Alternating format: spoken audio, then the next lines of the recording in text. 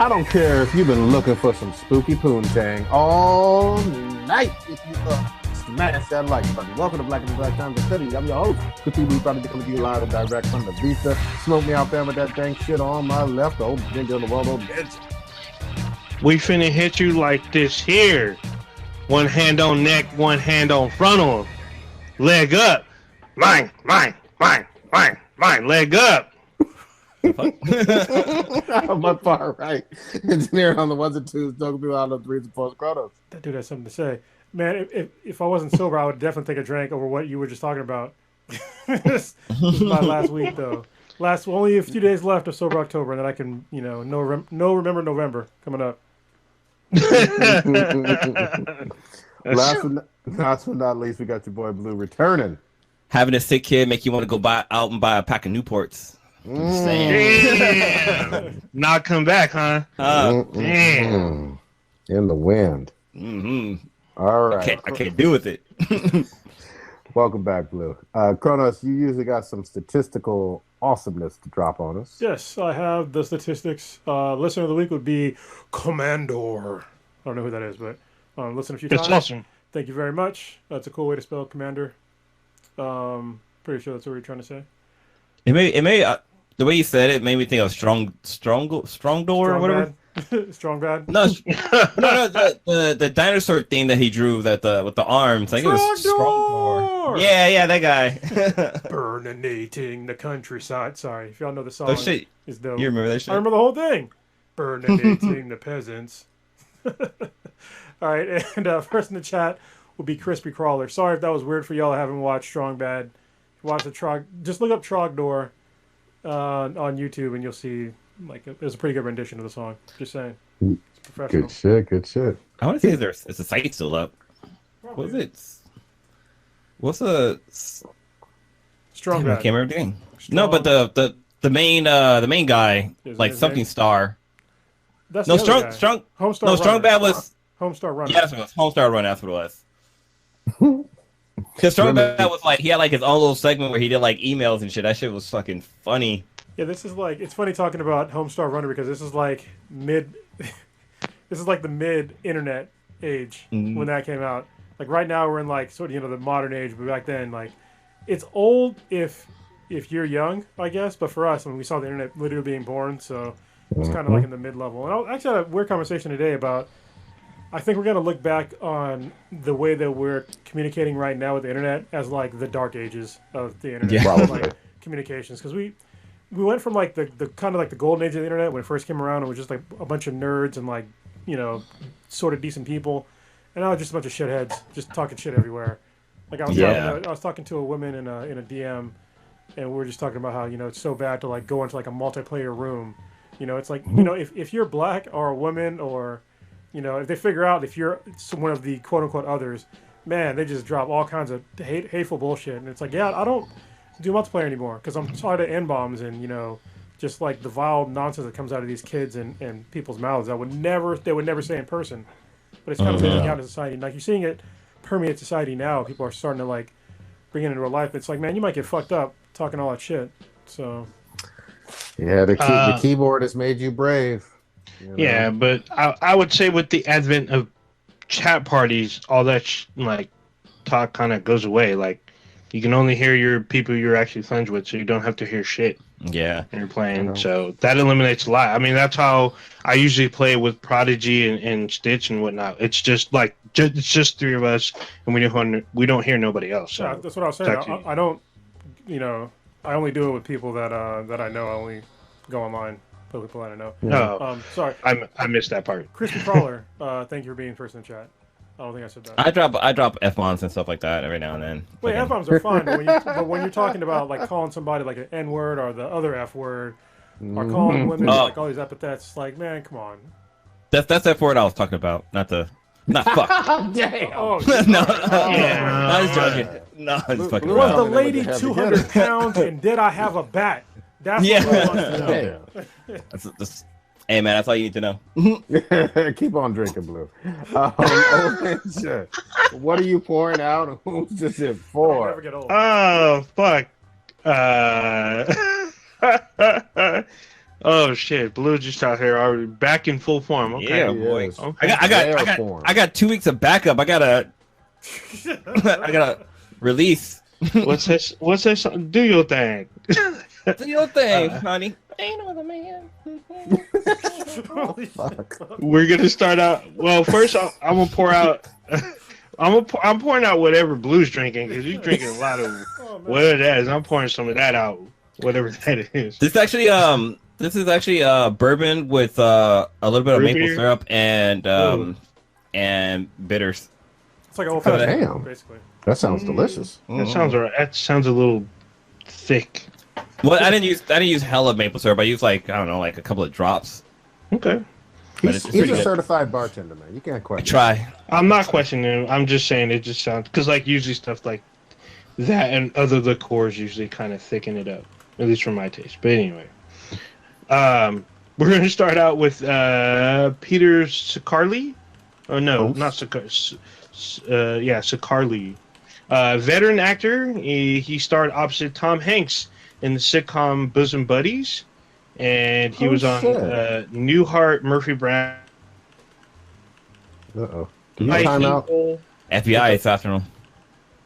You better tell your internet folks to quit fapping on the goddamn web. Oh, did I no? Because I was saving something. Sorry. The Good Fight, Evil, and Blue Bloods. He also played Rick Moranis' character in the TV movie of Honey, I Shrunk the Kids. He remained friends with Tom Hanks and continued to work with him even on Broadway shows. He died after a 2-year battle with leukemia. He was 66.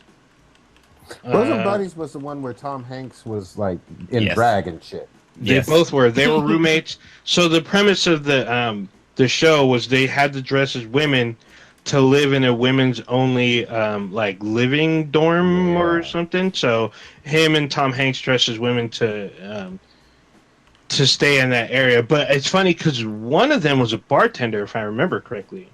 It's pretty funny. That was a weird show as a kid watching that. Yeah, that was like. Wow. I wonder how that show would the public take that show now? Like if somebody came up with the idea today, it was like, okay, we got some guys dressing up as women to stay in a woman's only apartment complex. Yeah, people would. It would be so Shit would hit mad. the fan. Yeah, people would be so I don't know, but I would say the closest thing to that was White Chicks. That was Oh pretty yeah, close. and even that was like almost 20 years ago now. Exactly. So, but still, I watched the movie recently. That shit's horrible. Okay. R.I.P. to him. Next up, we have James Michael Tyler, probably best known for his role as Gunther on the TV show Friends. He had a 10-year career on the show, with appearances in 148 episodes of the 236 episodes total. So he got paid. Yeah, he is the show's most frequently appearing recurring actor. Yeah. Before he became an actor, he was an assistant editor and a production assistant. He had been battling prostate cancer for years, and he had succumbed to the disease just a few days ago at the age of 59. Dude, his character was thirsty for Rachel. Yeah, that's all. And he was a barista. Yeah. So, Never next seen up, episode of Friends. but yet you know he was 30. Well, I've never seen Friends either, but I knew he was a barista because of my research. So there you go.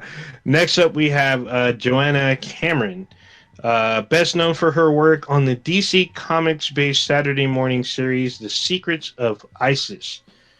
During her stint as the character, Cameron also appeared on the show Shazam, starring opposite Michael Gray, who played Billy Baston.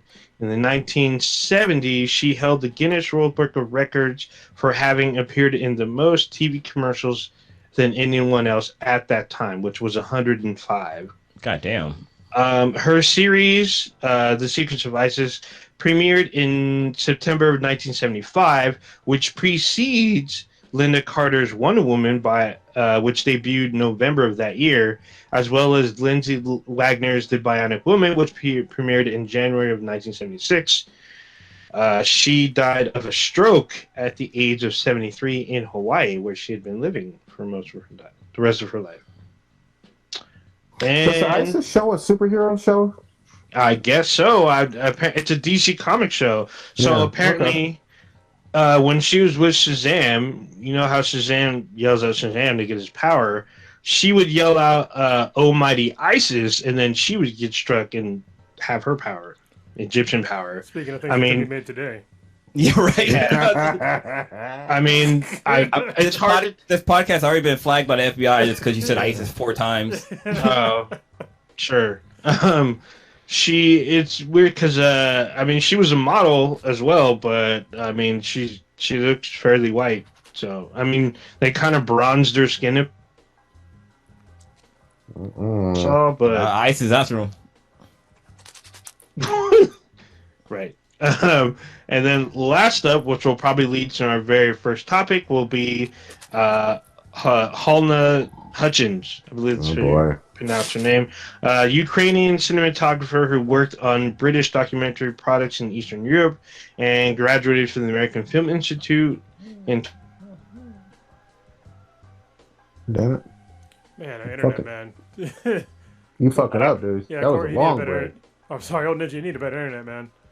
It's been bad. Well, what happened? Did I just bomb out? Yeah, you did. Yeah. All right, well, I'm back. No, I know. I keep forgetting to set that up. In 2018, she was one of the first 8 female cinematographers participating in the Fox Director of Photography Lab program, which was established to provide greater opportunities for women as cinematographers. She was fatally wounded in a shooting accident on the set of the movie Rust, and she was shot accidentally by Alec Baldwin. Here we go. This will lead into our first topic, this shooting on set. So Alec Baldwin. But before we do, I mean, really, this is a real tragedy that this person lost their life, and we all agree on that. Like, wasn't there one other person who got shot? Yeah. So the director of the film, he was hit in the shoulder. Yeah, the dude is from Fremont. God yes, damn. the director's from Fremont. Yeah, I feel bad, but go ahead.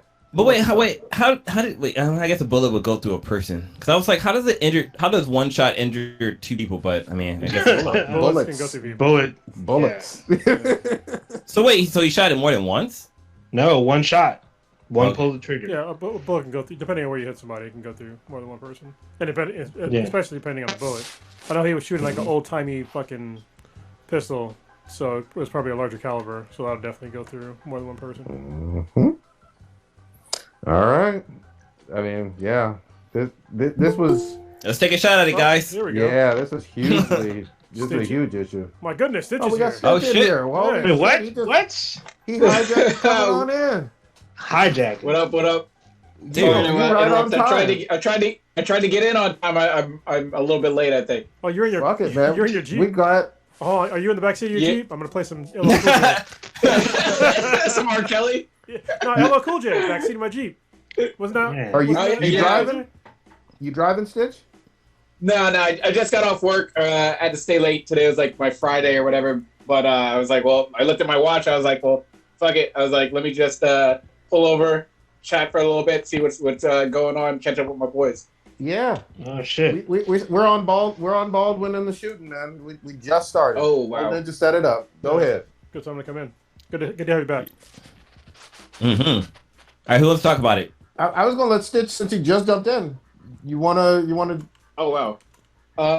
Put you on the spot. Yeah, he's gonna ride the spotlight. Jesus Christ. Put you in the hot seat. So I guess supposedly it would have been a good day to have Joaquin on. He would have been able to get some nice little movie expertise on it. But I guess supposedly on the movie set of this movie, I can't think of it, Dust or something like Rust. that. Yeah. Rust, Dust, close enough. They were filming it, I guess it's some Western thing out in the middle of whatever, Old West town, New Mexico or something. I guess there was a negligent discharge of a firearm involving Baldwin, who believed he had a gun that was not shooting live ammunition, and he ended up, I guess, killing one of the cinematographers and injuring a director on set. Yeah. It was reported there was a lot of sort of loose terminology going on in terms of it being like a prop gun or a dummy gun to it being like a cold gun, which when it came out, I know Cronus and I were kind of doing a little bit of research on it to try to figure out, it's like, well, how did this sort of happen and everything? Because obviously with military background and then with my line of work, there's a level of like checks and balances that go on anytime you're doing anything with like firearms or like live ammunition. And for the most part, that's how it's operated with on set, on Hollywood camera sets. Now, there are obviously history of certain mistakes that's happened with Brandon Lee and other various incidents where live ammunition or I guess the blank ends up injuring people. But it appears that after the investigation, the gun was actually loaded with a live round. Yeah. There's still like bits and pieces of information that are trickling out. And I assume that there is going to be, well, I'm sure there's a full like police investigation because someone did die as a result of what happened. So we'll find out the actual statements and all the evidence at a later date. But that's sort of what we have right now. So I remember with Brandon Lee that like that was a freak accident. Basically, from what I remember, the gun had blank bullets in there, and when they shot the first round, I guess some of the debris got stuck in the chamber. So when they shot the second round, it actually projected that shrapnel. Yeah, shrapnel. Shrapnel. There you go. Shrapnel from the first bullet, and that's what ended up killing Brandon Lee.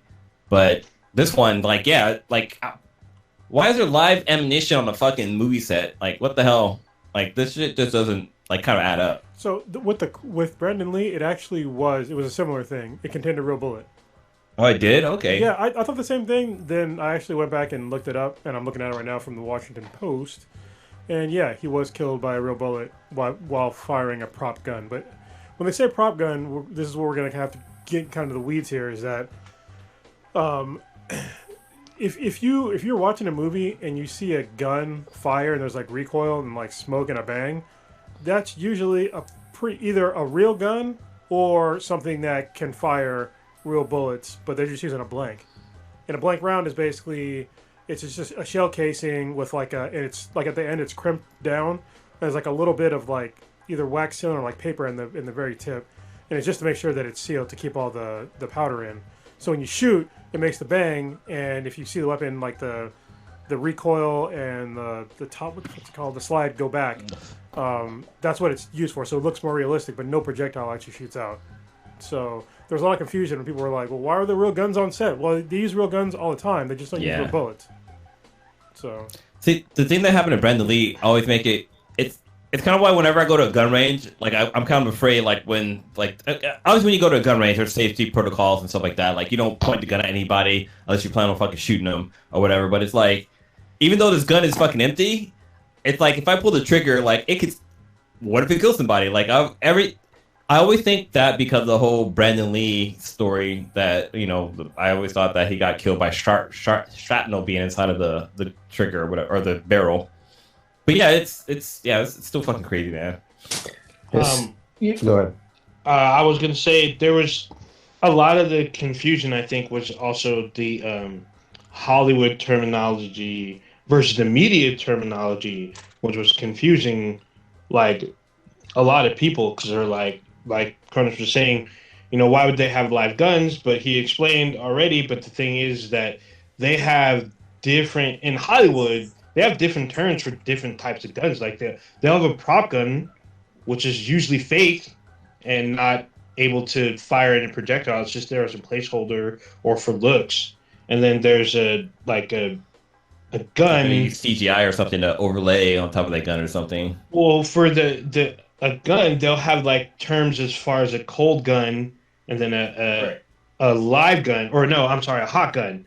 And they yell a hot gun on set, which means it's gonna like fire, but it's still a little unclear to me if those hot guns will have some kind of projectile or if it's just gonna fire a blank and everyone needs to follow a certain protocol. Cold gun, I'm assuming it's not going to fire, but yet Alec Baldwin pulled the trigger, so maybe they're going to do the- CGI later. I'm not quite sure. From what I read, the actual sort of like dummy gun or prop gun is something, if you're watching a movie, anything that the actor is doing with the gun other than firing, then a dummy gun that has no capability of actually discharging is being done. So if you, let's say you're watching Bad Boys and you're seeing Will Smith chase after a suspect with a gun in his hand, or he's hopping over a fence, that gun is a dummy gun. It's like rubber or whatever. It has no capability of firing.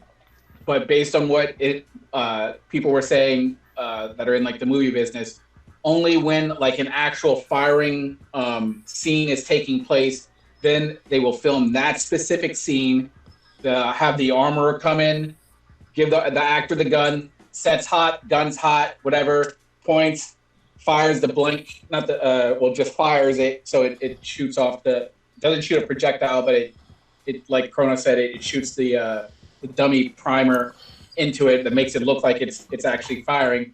And then the scene is stopped, and then whatever action or running is going on with the firearm involved, that's a so-called dummy gun. Dummy gun is just incapable of firing like at all. It's just like a rubber mold gun or some sort of model gun. Well, I will say this. This seems like a OSHA and a insurance and a risk litigation fucking nightmare. Obviously, really sad about someone losing their life, but you just going to work and getting killed is like a terrible thing to happen. It really just fucking is. Talk about a bad day at work. Not only a bad day, but multiple people on set fucked up. Yeah. And there obviously things weren't followed. Obviously there was risk being taken. Obviously there's someone who wound up dead and another person who wound up shot. Nothing went right. Nothing went according to fucking plan. And I would not be surprised if there are much tighter laws coming down the pipe very soon about how to handle firearms of any sort on that shoot things on a set, or ammunition or whatever. It all needs to be tightened the fuck up more, is what I'll say. It'll be interesting to see how the insurance thing plays out, because obviously your actors are covered with insurance policies, stuntmen are covered with insurance policies, and Tom Cruise is hanging off planes and trying to do crazy shit. It's covered through an insurance policy. However, they're not actors whatsoever. They're sort of just directors. So it'll be interesting to see what the insurance policy is on those people like behind the set, because I'm sure like the star actor doesn't have the same fucking insurance policy as like the caterer or whatever, or the director, because you figure they're not supposed to be in any sort of line of danger. They're behind the scenes, just sort of like the costume director. So it'll be interesting from like an insurance aspect. Yeah, I think civilly, when it goes to like a wrongful death thing, yeah, they're going to get paid out. But it'll be interesting to see if the insurance company tries to sort of weasel out of it and be like, well, he's not an actor, so why are we going to pay for his damages and stuff like that? But who knows? Yeah, I was gonna say, I wonder if SAG will cover all this, but SAG I think is mainly for the actors. I don't think it covers the people behind the scene. I mean, there's unions that that they have, which apparently the armorer that was on set wasn't a part of the union, and wasn't even like an experienced person. So was he part of the Confederacy? Wait, what? He was a part of the union, part of the Confederate. Oh boy! Yeah, I think that there's probably going to be some changes. There's actually already been like a lot of changes, just through technology over the years when it comes to firearms on set. There's a number of movies that don't use any sort of real firearms that even shoot blanks anymore. They use CGI and just add in the effects. But I can tell usually when they're just CGI'd in, because they don't have the right kind of recoil and the bangs don't look right and they don't fucking sound right. But that'll probably be one of the things. There's also so when I was in the Marine Corps, we shot a whole bunch of blanks too, but for us we had to have this thing called a BFA that was attached to like the very end of the barrel. It was for a couple of purposes. One was so you didn't get shit in the barrel. Another one's because it was a gas-powered rifle, so I had to like cycle some of the gas back to make the bolt go back and then go back forward. I mean, like assisted it. But it also was like super easy safety protocol to have this, and it was red, so you knew that whoever was running around shooting shit, that they have a BFA on, it's only going to shoot blanks. I think it's going to have to be something like that in the future because this seems like a pretty easy solution to solve. You could just make guns that have the barrel blocked off at the end, or have rounds that aren't the same shape as other bullets. Even though if anybody that shot blanks and bullets before, they look nothing alike. So I don't know. It's for somebody to say that, I just mistook a live round for a blank. It's like, no, I mean, one has a bullet in it. Like, it's literally missing a part, with blanks. So there's really no excuse there. But I think for safety purposes, they're going to have to, probably change the shape of the bullet so it can't be used. So literally, whatever firearm you're using, like, you just can't use it. Like, you can't use a live round in it. And just for an added security, put some sort of blockage in the actual barrel of the firearm. I think with those two things alone, it should probably negate most of the shit, or just got to use CGI, I guess. So yeah. Those are good options. I wasn't aware that you use gas powered weapons out there. Like, that's interesting to me. Well, it's not. It's called gas powered, but it's only because when you shoot gases, it get expelled, right? It's part of the things that helps. When you shoot a bullet, you ignite the primer, the gunpowder blows up, and then there's gas that's expelled. And so what an M16 does is there's like a little port in the barrel. I think it's in the barrel, but it'll recycle some of the gases back to the bolt, so it helps things like move back and forward. So it just helps it cycle better. So if you shoot a blank in a normal M16, like, it'll shoot once and then like nothing really happens because there's not enough momentum for things to cycle properly. So yeah, what kind of sucks is with Alec Baldwin, like, the fact that he knows that he took somebody's life. That shit's got to be eating the fucking away at his soul. Even though it was an accident, it's like, damn, like, you took somebody's fucking life. Like, holy shit, that shit's got to be hard.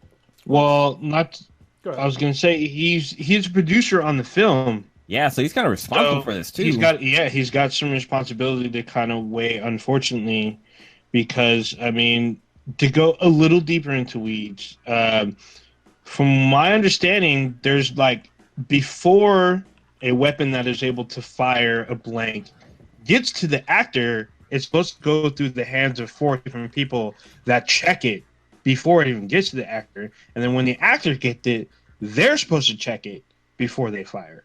So there's like there's like the armorer, I guess the director of photography, I believe, and then like a master at arms, I guess there's something that's similar to that, and then the actor.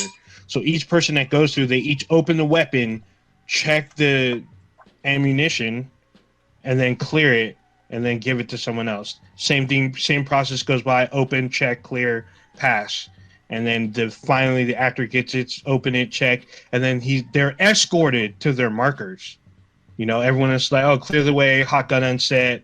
But I mean, I understand it was cold gun, but still, it's still supposed to go to do a bunch of checks. And being a producer on that film, he's part of that chain of command, so he wears part of that weight. So I can't even imagine what kind of predicament he's in, what he was feeling at the time, what he's going through right now.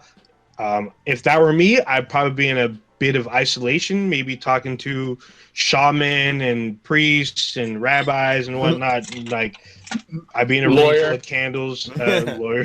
Lawyer, I'll talk to on the phone. Johnny Cochran. Johnny Cochran's dead, by the way. Hey man, you Ouija board. Oh, God dang. But yeah, it feels like there's a lot of finger pointing and stuff like that. I mean, at the end of the day, it wasn't an intentional shooting. It was an accidental shooting. Everyone, is yelling at each other. I mean, we need to respect the fact that people were injured and then someone lost their life. Let's kind of roll it back, and then we can point fingers later. I mean, there is the conspiracy that this person was kind of, pushing people's buttons, basically talking about, like... What the fuck? this and that. Like, I guess I can't remember what the article said, but like she was complaining about how things were being done on set. Yes. Well, they were going on strike. It wasn't just her. Like the whole crew was going on strike. But So that the ain't whole no crew reason left. to get shot. Like, what the I don't know, man. Well, but it is true though that like there was a strike that was planned for that day, and they ended up coming to an agreement. But there still wasn't proper staffing. When they were there, and there was multiple, I guess, accounts of other safety issues on set. And that's what led to the strike. Yeah, Was going to lead to a strike, but yeah. So I have the order actually. Quan just sent me the order. So it goes from prop master to the armorer to the first assistant director and then to the actor. That's the order. Each one does a check clear, or check clear pass. And it's supposed to be, from what I understand, each check has to be a documented check before it's passed. The only thing I just want to clarify, just to be really clear, yes, this woman lost her life. Feel bad for her family. If they were going to go out on strike, and there's other movies filming right fucking now, we would be, and the strike, the potential strike was to blame, then we'd see other incidents like this all the time. This is a rare thing that happens. And so I don't want to say, well, they were about to go out on strike, therefore this incident directly happened. I think more than likely this was a reckless ass set. Yeah. That's what it sounds like to me. I don't think it was, we were about to go on strike, therefore I wanted, someone to lose their fucking life. Nah, I'm not going with that. Oh yeah, no. This is definitely a negligence on set. There was a mischeck and someone ended up losing their life because people want to cut corners or whatnot. So, and like a lot of times when like somebody dies on a set, it's just because of some stunt that went wrong. Like, it is usually stunts. You're right. Yeah. That's a good point. Some timing was off. The car was supposed to explode like 10 seconds later or something like that, but ended up detonating right away. You talk about insurance shit, like them stunt men and women, those motherfuckers, like they have to get extra insured. And yes, they're like playing or imitating The Rock or Tom Cruise or whatever the fuck. But I swear to God, if you really look up the deaths, they're the most likely to die in a movie or TV show or any action piece. Yep. Like, that happens all the fucking time. I mean, when you see In Memory Of, you're like, who the fuck is that? It's most likely, someone that died performing some kind of stunt for another actor. I mean, have you all seen The Rock stunt double, though? He's just as big as him. This is fucking huge. He would have his to cousin. Yeah, I mean, but still. You couldn't have Rob Schneider being his stunt double. Well, I was just looking right now, and like some stunt person died on the set of Deadpool. She was the stunt double for Zazie, which is Lucky on the podcast in the movie. Domino? But she died in a motorcycle accident. No. I think Zazie was Domino. Yeah. She was. No, I know Zazie Beetz. Yeah, that's the actress that plays Domino, right? Yeah, but you said Lucky. Yeah. You said Lucky.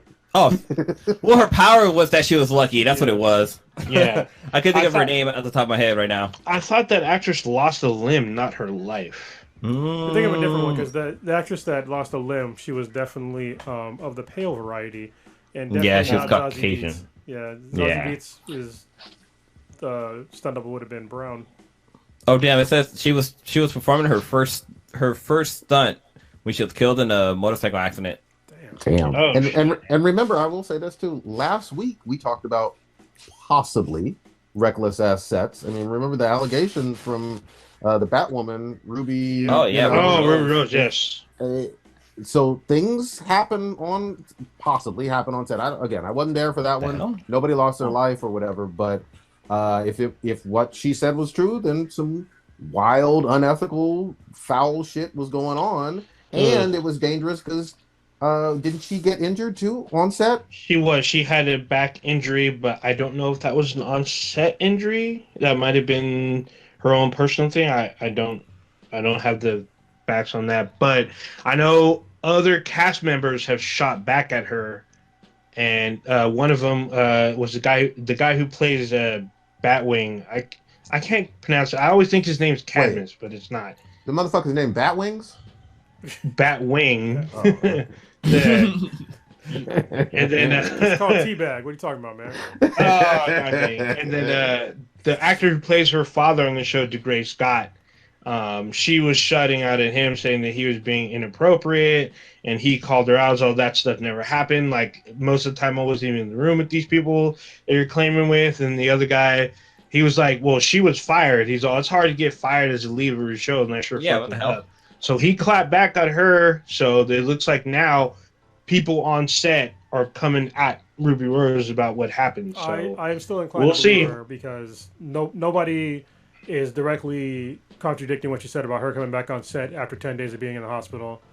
Or about the person who got seriously injured, on set. Like, nobody's talking about that. They're just, like, they feel personally attacked. And it's like, the other things that she said, nobody's addressing. So, I'm inclined to believe her. I don't know what the fuck happened, but there's some serious fucking allegations. You know what I mean? I don't know what's going on set, but CW got a whole bunch of action-y superhero shows. All I'm trying to say is wild shit goes down on set, and sometimes, depending on who's making that movie or TV show, some things that aren't supposed to happen clearly do happen. And then last thing I'll say too is, man, when Brandon Lee got killed on the set of The Crow, like, this was pre-real internet. And so all it was fucking rumors and shit. People were talking about, the Triad took him out. It was people who hated his father. The curse, the family curse. The family curse. I mean, do you remember how much fucking just, like, speculation was going down at that time? It was wild as fuck.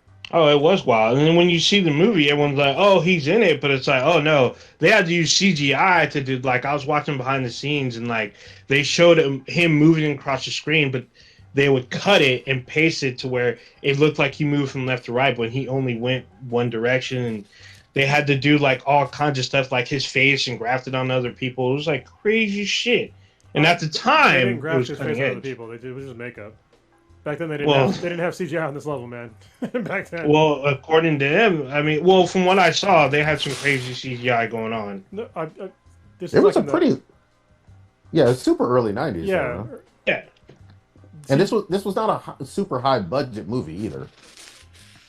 No. So go back and watch the original Toy Story and then tell me how good CGI was in the 90s. Anyway, one last thing I want to say about this Alec Baldwin thing is that the amount of scumbags that came out that were just like making fun of him for accidentally shooting somebody, it was just like, these people are just, I don't even understand like their mindsets of just constantly like just badgering this guy about, being anti-gun, but then accidentally shooting somebody. But it's like, your point is really, doesn't even really make sense. You could be anti-gun, but still play with pretend guns in a show. It's like saying that because you're playing a Nazi, you're acting a Nazi in a movie, that you're pro-Nazi. Doesn't make any fucking sense, right? I mean, come on. Like, I don't understand these clowns that come out and they're denigrating this guy when he went through a horrible tragedy. Like, he didn't do it on purpose. People want to talk about, oh, he should have checked, blah, blah, blah. No, because there's people on set that are supposed to do that for him. Like, that's what, if somebody gives you something and they say that there's no live bullets in here, you're supposed to trust them. There's all kinds of trust that you should have when it comes to stuff like that on set. And so there's a little bit of, I guess, responsibility on him, but it's not very much, because when somebody gives you something and they tell you that it's this and not that, it's like if somebody hands you a glass of water, like, here's some water, but it's full of fucking cyanide. Is it your fault that you drank the cyanide, or you gave the cyanide to somebody else when they told you it was water? No. So they just want to attack him because he had salient points about gun rights, and he didn't like the last president. So they want to be like little catty children about this. When this guy, I can't even imagine what's going through that guy's mind right now. Like, I feel terrible for him, and obviously for the family of the woman that he killed. It's terrible all around, and people just to be so flippant about it. It just shows how far people have fallen when it comes to just basic human decency in America. Just anytime you can fuck with somebody, just because you can, no matter what tragedy happened, if you can fuck with them, they'll just do it. Yeah. Like, who have you sold your soul to? If you believe in a soul, who have you sold your soul to do this? I got one other quick question though, and I know we've done a real good discussion here about firearms and movie sets and everything. So maybe I just don't know enough about movies, but for like melee weapons and things of that sort, I'm automatically always assuming that they look real, but they're not obviously real blades of any sort. No. So with swords and daggers and all that other stuff, it's just as fake as I think, right? Or yeah, because I mean, even with swords, there's two obviously beyond the actual danger part of accidentally stabbing somebody with a fucking sword. Yeah. When you see a sword fight scene, like all those blocks and shit like that, like you would never do that in a sword fight. Exactly. Like you would just fucking be sword immediately. Like, like it'd be 2-3 slashes and your sword would be totally screwed. So that's not the way that most real sword fights would occur. So yeah, movies are fake. Yeah, there's only one movie I know that used real swords because they wanted that authenticity. That was the last Three Musketeers, because the kid, Percy Jackson kid, he was at WonderCon, and someone had asked him, you know what they're doing? He's all, we use real swords. Like when you see the swords connect, they're sparks. Those sparks are real. That's us hitting these swords, and they work with like fencing. Well, you can listen to his chat. I was there in the crowd when he was talking. Did he say that it's words. real, as in they're made out of metal? Yes, and that was but they're not trying to kill each other. Yeah, are they sharp enough to like? I mean, you can cut metal together and it'll spark. Yeah, I don't know if they were actually cutting, but they use like swords, that real metal swords. I don't know if they were like what? As opposed to what? Plastic? They probably weren't sharpened. Yeah, it's probably unsharpened. But unsharp, I can believe. It's like hitting two baseball bats together or something. I get that. It made me think of like sex scenes in movies, because like, you know, all these sex scenes are fake. But there's that one with Shia LaBeouf where apparently they really had sex. So that was fake too. So what they did is they CGI porno stars bitch together. No, I think even Shia LaBeouf came out and said he had sex, and his girlfriend at the time got mad at him for it. We're believing Shia LaBeouf now? What the fuck is happening? Yeah. Yeah, that according to the director, that was shot with the sex scenes were shot with pornographic actors, and then they CGI'd that shit onto the A-list actors. Movie sex isn't real sex. Just grinded. Like, it's like watching scissoring. Yeah, I mean, unless there's fisting, it ain't real. Whatever you do not look up real sex scenes, because that will just take you to all the good avenues. Hey, stay off of X Hamster, man. God damn. God damn, we going in. Actually, Sex Hamster isn't even in the top 5. I told you when we started, one leg up. Wait, so I looked it up, right? So the first one is it's XNXX, and then we got Pornhub, and then Pornhub is second place. And then BuzzFeed is number 4 for 10 movies where the stars actually had real sex on screen. These are just words, man. How they know? They were there. They were just there. They were there smelling the Badusi. Yeah. Close the window. What the fuck is going on? Close the window, you let it stink out. Oh, god damn. God damn it. Blue is in rare form tonight. No, in the movie shit. Never mind. Neckful hose? Is that what you're gonna say? Nymphomaniac with Shia LaBeouf is the one where they apparently had real sex in it. I don't even know what to say with that. Are you looking this up, bro? Hold on. No, I'm looking up. There was something I was thinking about. Like, actually, Papa Bear brought it up too, because I was wondering about the same thing. If they're using fencing foils, then yeah, he could technically say that it's a real sword. But fencing foils aren't. The tip's even blunted. So you can technically say that it's a real sword, because they use fencing foils in like the Olympics when they're doing fencing. They're wearing all the armor and stuff, but it's not. There's no edge to it, like at all. So yeah. You're not going to impale someone with it. Yeah, and they bend when you hit somebody. So you could say it's real, but it's not really a real sword. But wasn't somebody actually pierced by one of those fake swords? We just I'm pretty sure if the tip falls off, it's gonna, Yeah. If the tip falls off, it's not good sex. Flat, not pointed, and protected with a rubber cushion. If the tip falls off, you need gas station dick pills. Yes. God. No, you need something more than that. It's more like from The Fly, where if the tip falls off, you're screwed. Oh damn! That's when you change forms. Shit. Let me take it to something wholesome. God damn it, we going down into the fucking gutter. So no more dick pills. Yeah, close enough. We got Stitch back, goddammit, wholesome shit. He kept promoting the Wonder Years, the brand new one. Finally started watching it, yeah. Yeah, I started watching it. This shit, my whole fucking family loves it. It's like black excellence, and what's his name? Rhodey is voicing it, and I think it's pretty goddamn good. But the original Rhodey. Oh wait, no, he's not the original one. No, it's not the original. That's Terrence Howard. He's not the That's the main. Oh, could you imagine if he actually did it? Like, oh, what's up, man? My back was against the fence for this show because the old school Wonder Years was like, the shit was my shit. But, I hear nothing but great reviews about the new version, the black version. Don't go on the internet then. Oh, yeah. The internet, basically every review of the Wonder Years, the new one, it's every single way you can not say I'm racist.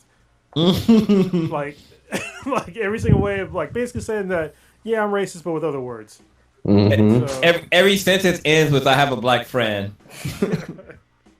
Anyway, Stitch, go ahead. Wonder Years. The show's really good. I remember when we talked about it a little bit when they announced that they were going to do a new Wonder Years, and I think we were all pretty much a little bit apprehensive about it. I sort of kind of became a little bit more open to it when I saw that it was Fred Savage that was, I guess, sort of running the entire, or I guess had a big hand in the, So it was good to know that he's not going to, he's going to treat this property that essentially made his fucking career with care, and he's not going to just turn it into some dumbass spin-off that just is going to suck, because I love the Wonder Years. Wonder Years is one of my favorite, probably top 5 to 10 all-time TV shows that I watched growing up.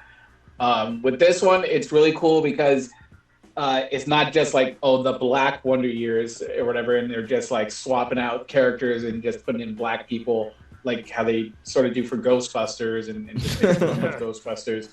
But this one, it actually does an amazing job of setting the time period and what was going on in America.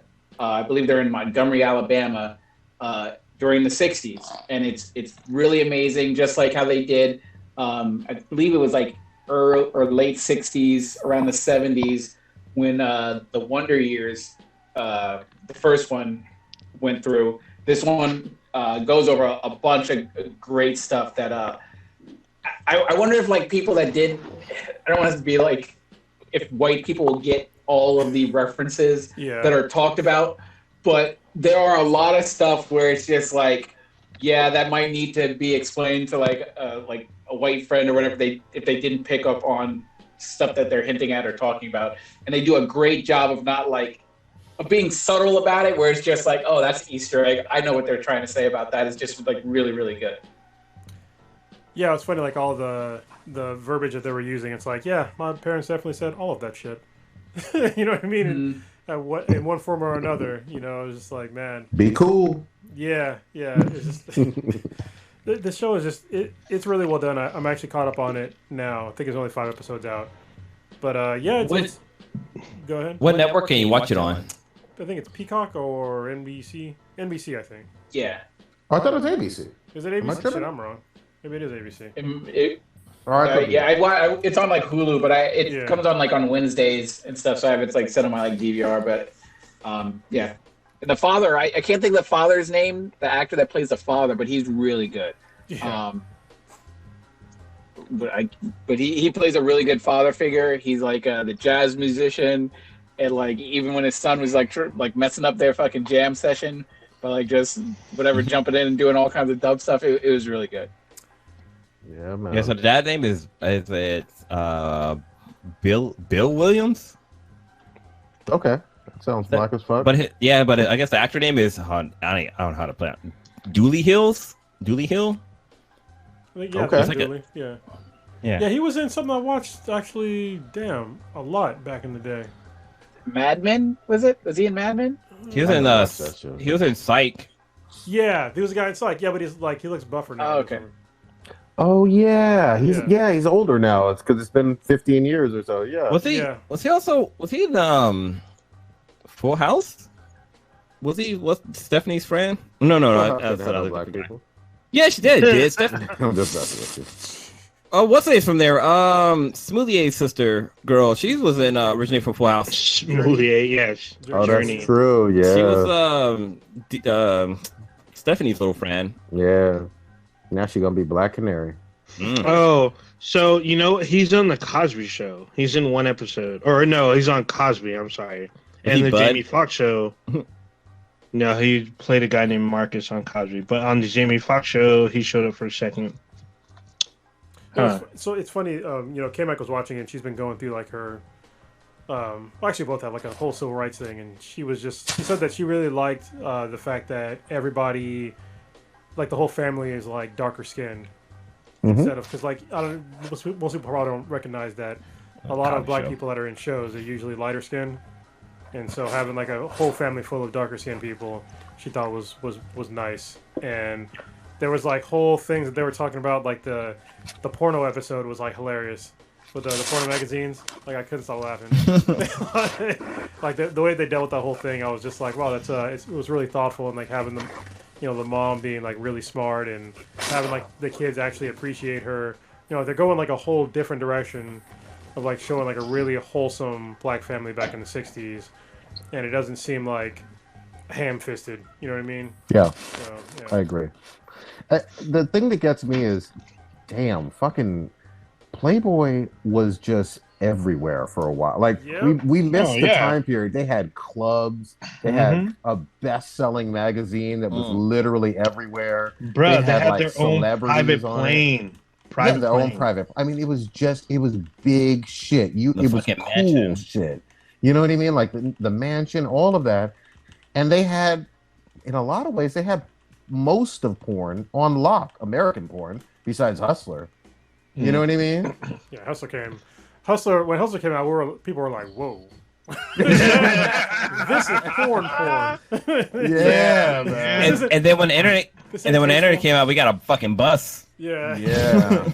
I mean, it wasn't And just that, couches but and like, shit. even though Playboy was everywhere, because every major city had a Playboy club, Yep. but Hugh Hefner was everywhere. He was on the Tonight Show. He was on Johnny Carson. He was on, you know, like all these, even some of the prestigious like shows, like, you know, ABC News or whatever. He was there, you know, and they were doing documentaries with him. Like he was like that. He was every young straight male's like, I guess it was their pilgrimage to try to meet this guy or make it into the Playboy Mansion for one of the parties. But then That also, was like, celebrities were trying to pose for Playboy. Like, it wasn't like, you know, just your run-of-the-mill girls that were on there. These were girls that you would see on the silver screen and like, oh my god, like she's in Playboy. Dolly Parton, for example, was in Playboy. Marilyn Monroe. Like it was a different fucking era. Well, then Like, Drew Barrymore was on there too, right? Because I remember, Fuck up, really? she was on there, but and I remember, what's his name? It was in the 90s, I think. Steven Spielberg. Can't remember his name. Steven Spielberg. Spielberg, yeah. He took a copy of Playboy and like digitally edited all the pictures and gave her back the magazine. Like he basically put clothes back on her. Was like, here, you should never do this again. What kind of cucking? Wait, no, I'm sorry. Was she underage or some shit? Or No, she was No, of age. she was like 18 or 19. Or Yeah, something. but he Why like would he do that dumb shit? it was like He's her godfather, so. Oh, okay. Well, that does make sense. That's a good answer. she talked about it on she was on what's it the Conan show back in the day, and she talked about that. Yeah, I mean, it's her. Like Michelle Pfeiffer was on there. Her sister, I think, was on there. Just like huge it girls were on Playboy. Well, it wasn't even just like, I think it was the whole like porno mag like thing. Because like I remember back in the day, like every kid would like find like a porno mag in a bush or some shit. They would Somewhere. like, the fucking place, and then we figured out that Yep. you know some of our parents had it too, and that became like, where do you find it? But that was like a whole thing that you don't get anymore because we have the internet, and it's another thing that the internet stole from people was like, you know, secretly finding a porno stash. But now it's just like it's all Now it's out like- there. Yeah. Yeah, it's just like, here we go. Let me just type this in. There you go. Titties. Some shit I saw recently said that a clear browser history is gives more details than a complete browser history or something like that. Yeah, it shows that you cover your tracks. Yeah, a clear browser history has more. I can't remember what it was, but that shit's fucking funny. Well, a clear browser history tells you more about somebody than one that's not deleted, probably. Exactly. There you go. That's what it is. Yeah. God damn, man. Yeah. I remember though, it was like early aughts, like 01, 2000, and obviously we were already well into the internet era, but it was still like a lot of people had that dial up, and it was like the last like hurrah for a whole bunch of porno magazines where they would do high glossy ones and like, you know what I mean, like real artistic shots of kidneys and shit, you know what I mean? Oh shit! And then Playboy made the genius move to take the porn out. I'm like, what the get fuck, the fuck out of here! It's like you can't take the porn. It'd be like, you know, I can't even. What would that be like? I don't like for something else. It'd be like PlayStation that didn't play fucking video games. Yeah. Like all you could do is surf the internet. It's like, well, we got fucking computers for that. And remember the 2000s when they had the. Oh, go ahead. I was gonna say it's exactly like how OnlyFans is gonna take away their fucking adult shit, and then they realized, oh yeah, that's all we are. Yeah. Yeah. And like there was also, remember, like the PG-13 versions of like almost Playboy magazines where they'd have like Mila Kunis or something like in Maxim and stuff. And FHM. FHM, baby. And you'd always like, I was gonna say Victoria's Secret in here. Victoria's Secret back catalog. What are you talking about? Sure. I like how we went from fucking talking about Wonder Years to talking about adult content. Well, I mean, it's Well, yeah. But yeah, so Wonder Years is on ABC. Yeah. You can find out it's available on Hulu, but it's originally aired on ABC. Kronos, that's kind of cool. Oh, good. I was going to transition. Oh, good. Just a quick thing. Why do first episodes of shows got to be called pilot? Why can't they come up with a fucking name for the episode? Because you don't know if it's actually going to get picked up. Yeah, but they still got to give it a fucking name. No, it may not ever get seen by anybody. No, so once it is picked up, it should be given a name. The pilot. So if I'm watching Wonder Year and the first episode is called Pilot, I'm thinking there's gonna be fucking pilots in this goddamn episode. Bruh.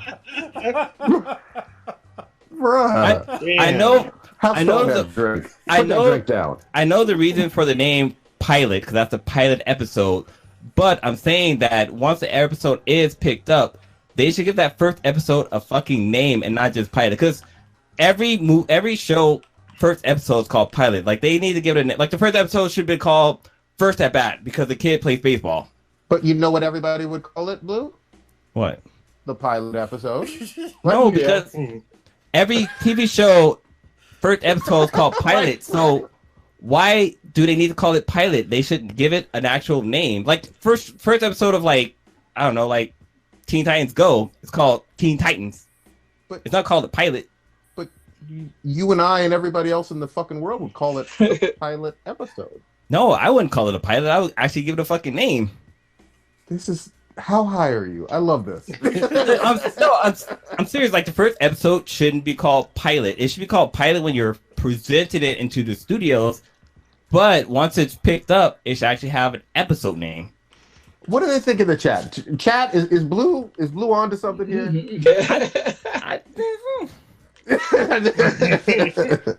Maybe I'm not high enough. God damn. I mean, there are some that poll out there. Some of them have they do both. It'll say pilot / an episode name. Sure. I've seen that, but I mean, most of the time. So the first episode of the original One Year was called Pilot. There you go. You didn't have no problem then. I didn't fucking know, because the internet was there to tell me that episode had a name. God damn it! All right, Kronos, I wanted to hear. I know you saw Dune, right? Yes, I did. Big sci-fi one. Yes. I think on HBO Max. Tell us about it. You like it? I haven't seen it yet, but go ahead. I want to hear about this one. It was fucking awesome. I loved everything about this movie so much, because it stuck a lot closer to the book. I read the book, I think last year, or the first one, maybe the second one too, last year. But yeah, the guy who did this, it was a David Villeneuve or Villeneuve. I don't know his last name. Oh, Somebody- Dennis, yeah, something. Dennis, yeah. He's a fantastic director. I love the only thing that was kind of weird for people that if you watch the movie and you're not familiar with Dune the book is you might understand like the politics of Dune because there's like a lot of politics of Dune of like the Empire and Arrakis and the Harkonnens and the Fremen and all that shit. They kind of did a condensed version of that, but I think that some people watching the very beginning of the movie might not understand it. So I'll give you just a quick thing if you're watching the movie that will help you out. If you hear about spice, just think about it as oil. And if you hear about like the Harkonnens and the Atreides, they're just different fucking countries. Just think about it as countries, even though they have their own planets. But that makes it way easier. And basically, Are these human stuff? Are these humans you're talking about? Human groups? Yeah. Okay. And when and think about the Fremens as like the natives, like the Aborigines of like a planet, and basically Atreides and the Harkonnens are going in to mine spice on behalf of the Empire. So that makes it a little bit easier for people to understand. Yeah, but people don't snort oil because they out there snorting spice. They don't. Yeah, but it's a resource because the spice is also used to like power their fleets in space. Like to actually do like FTL travel, they have to use spice. But it's also like a religious thing for the Fremen. And it's cocaine. It sounds like cocaine too, though. Basically, yeah. They have hallucinations and shit. Yeah. So they're taking away their space weed and using it to fuel their fucking. So this one has Mary Jane Zendaya, right? You mean MJ? It does, MJ. But this is funny because like literally one of the worst reviews I ever read in my entire life. I just read today. Somebody being mad that Zendaya was not in the movie enough. Was she supposed to be the lead? No, she's not. Were the they lead. lied to? No, they weren't lied to. I went back and watched the trailer. Yes, they show her, but they show a bunch of other people too. And like the movie and the books are not about that character, so they're not going to rewrite the whole thing. If they rewrote the whole thing to be about Zendaya, I'd be fucking angry because it's not about. I'm surprised people weren't complaining there wasn't enough of Jason Momoa in there. Yeah, I was gonna say Jason Momoa. He's in the movie. So is Oscar Isaac. He's in the movie as well with his perfectly fucking done beard. Yeah, that shit was awesome. It was awesome. But yeah, it's if Zendaya's in the movie, but not for very long. So I heard in the there was like a controversy about the poster in North America having a black woman in it, and then of course the China version they did that Finn and Star Wars kind of shit where they said nope. We're not putting no blackface up on here. Oh. Well, I mean, it's funny because that character, they actually changed the gender of that character. The black woman. It's supposed to be a dude. Okay. Gotcha. So, in the book, anyway. Yeah, but it seemed like more of a Chinese audience don't like this blackface. Well, yeah, they don't like America in general. So, yeah. I wouldn't be surprised they didn't like black people. Yeah. Because they did that shit with Force Awakens and I think another Star Wars movie. Am I wrong on that, old ninja? I know Force Awakens for sure. Maybe The Last Jedi.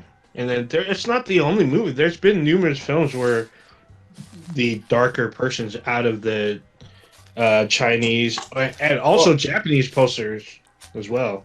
With the China poster, they removed all the black people because it was just Zendaya that was removed. There was another black lady that was in the poster, and they removed her as well. Well, there's only in the movie. There's only like 3 black people. Actually, wait, no. So and one Zendaya's still in one it. of them super light skinned. So She passed. well, no. There's a dude that's in there who's super light skinned. And yeah. Oh yeah. Actually, Zendaya's still in the poster. It's the other black girl that was removed. The girl with the braids. Yeah, so She's that's the extra one dark. that got gender swapped. Mm. Which I was fine with. I mean, the character wasn't, he wasn't that important to the story. He was sort of important, but I mean, it didn't matter if it was gender swapped and I guess color swapped, but whatever.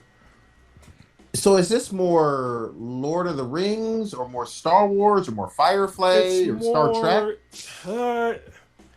It's more Star Trek-y, I guess. No, not really even Star Trek-y. It sort of more Star Trek-y, but more kind of sort of dystopian and more like. So in Star Trek, it's very egalitarian. In this one, it's all about like capitalism and colonialism and imperialism. Okay. And so when people watch it, they're already saying that this is more white savior, more imperialism, blah blah blah blah blah. But they don't understand like the point of the movie and the books was Frank Herbert's critique of those systems. Well, this is only it's part of a trilogy, or I don't know how many they're going to something, break it up into, but I mean they're breaking up the first book into different parts, which makes sense because the book kind of reads like that. Because where they left off the movie, there's a time jump after that, so I'm fine with them leaving the movie off. Where it was like 2.5 hours long, so if you wanted to watch like the whole thing, it'd have been like fucking 5 hours. So wait, was the original movie multiple parts? It was just one movie, right? For Dune, just one movie. it was one, but it was also it didn't stay close to the book at all. Like the guy who made the first one took a lot of liberties with the story. and the original actually you can watch on HBO. Yeah, honestly it's a cool movie. You get to see Fade. I forget his last name. Fade Routha. He's played by Sting, all oiled up and shit. Yeah, that shit was awesome because he had blue armor. That's just fucking dope. Yeah. And then, you can see Patrick Stewart when he had his last string of hair. He's up in there. When he was Sean. Yeah, Sean Young before she went crazy. There's a bunch of people in there. Was Patrick Stewart like semi-young on The Next Generation? Because it feels like that motherfucker's been old for like 40 years. No, apparently not. He's looked exactly the same for the past like 55 fucking years. Yeah, pretty much. Takes care of himself. The only difference is how well he sheens his head. That's about it. I mean, but he if you watch the original Dune, he looks exactly the same, except he's bald on the front, and then the back he has like a little tail of hair. And that's probably the last time you see hair on this man ever. That's it. A rat tail. I'll tell you it was pretty crazy. One thing that's really cool about this movie is these things called the ornithopters, and they're like these helicopters that look like fucking dragonflies. Yeah. And I'm just like, why don't we have those in real life? They look so dope. Like seriously, like when they take off, it's all dope, and they can like glide like an airplane and shit. It's amazing. They look actually pretty creepy to me. I'm like, dude, these look like giant fucking bugs. If I saw this shit, I'd be like, where's my raid? Fuck this shit. They were fucking creepy. I mean, they sounded like helicopters, but they looked like dragonflies. I'm like, dude, this is actually pretty creepy. If this thing was huge and then shooting guns at you, I'm like, oh shit, it's over. Yeah, if you're interested in the book of Dune, I'd recommend it. It's a really good book. And what's really cool about the latest ones on Audible is that their production value is very high. So they have, sound effects and a soundtrack and multiple voice actors. So it's really good. It's up there. Nice. It's only eclipsed by like Sandman, only because Sandman it's amazing. So better than the one read by Will Wheaton. Yeah. Okay. Yeah. Good shit. I mean, Will Wheaton's a really good narrator, but as far as like the production value goes, Gotcha. it's like they're like real. Obviously Will Wheaton's a real actor too, but it's multiple actors playing out every single voice. Most voices. With most audiobooks, it's one person narrating all multiple different voices. But when you see like, there's a huge difference between other people doing it. So you'll see if you listen to the book. It's really cool. Nice. I'm gonna check this one out. I had a chance to see it in the theater, so I saw this in like Dolby Atmos. Way crazier, especially when the sandworms come through. Like, holy shit. Being in the theater, I feel like it's a whole different experience. Like, the whole theater shook, and like the sounds are like everywhere, kind of, and it feels like you're gonna like be swallowed whole by this giant like sand roaming beast, because they're massive. They're massive in scale. They're terrifying as well because like they spend a lot of the movie running from them, and then you can see its powers. It eats a giant, like literally, it's a giant. Like imagine the Star Wars sand crawler being eaten by a giant worm. It's like Tremors, is what I'm hearing. Way bigger. Kinda, but like bigger than Tremors. Okay. Oh, way bigger. They're like the size of like the creature from Empire Strikes Back. They're like that, except they're in sand, and they have way more teeth. It's like 400 plus meters long, so they're quite large. Yeah, They're super large with like thousands of teeth. Wait a minute. Did you say fucking meters? 400 Yeah. plus meters. 400 meters. God damn. You just went all metric system on me. I love it. Well, that's what they say literally in the movie, film. yeah. When he studies them, they literally say they're 400 meters, and they have a mural of them to give you scale of you know what I do when I hear fucking 400 meters with my lazy fucking American ass? I just say 400 feet, and I just keep it moving. I know that doesn't I'll give you add the up. version right now. Okay, 400 meters care. is literally 3 million miles. So There you go. 3 million miles long. That's the version. That's perfect math. I love it. Yeah. Someone's head just exploded though right Someone's now. so mad at you right now. You motherfuckers! It's so much easier. You know what? You still use miles in parts of Europe too, bitch. What? There you go. Dirty Stu's listening right now. Like, God damn it. He probably threw his phone. He's all these motherfuckers. I'm never doing it again. But yeah, it does. It definitely feels like it's a huge big. God Because I was like, there's no way they're gonna do like the whole book in one movie, and I'm glad they're breaking it How up. did you? Every time Odin paused, it made me think of like of like William Shatner like doing like a dramatic pause for like to express how dramatic the next part of his sentence is gonna be. Go ahead, Kronos. It should be easy for anybody that ran track how long 400 meters is. So it's a quarter of a mile. I mean, I hear you. I just, my ignorance knows no bounds. Stitch, I wanted to get you back in here.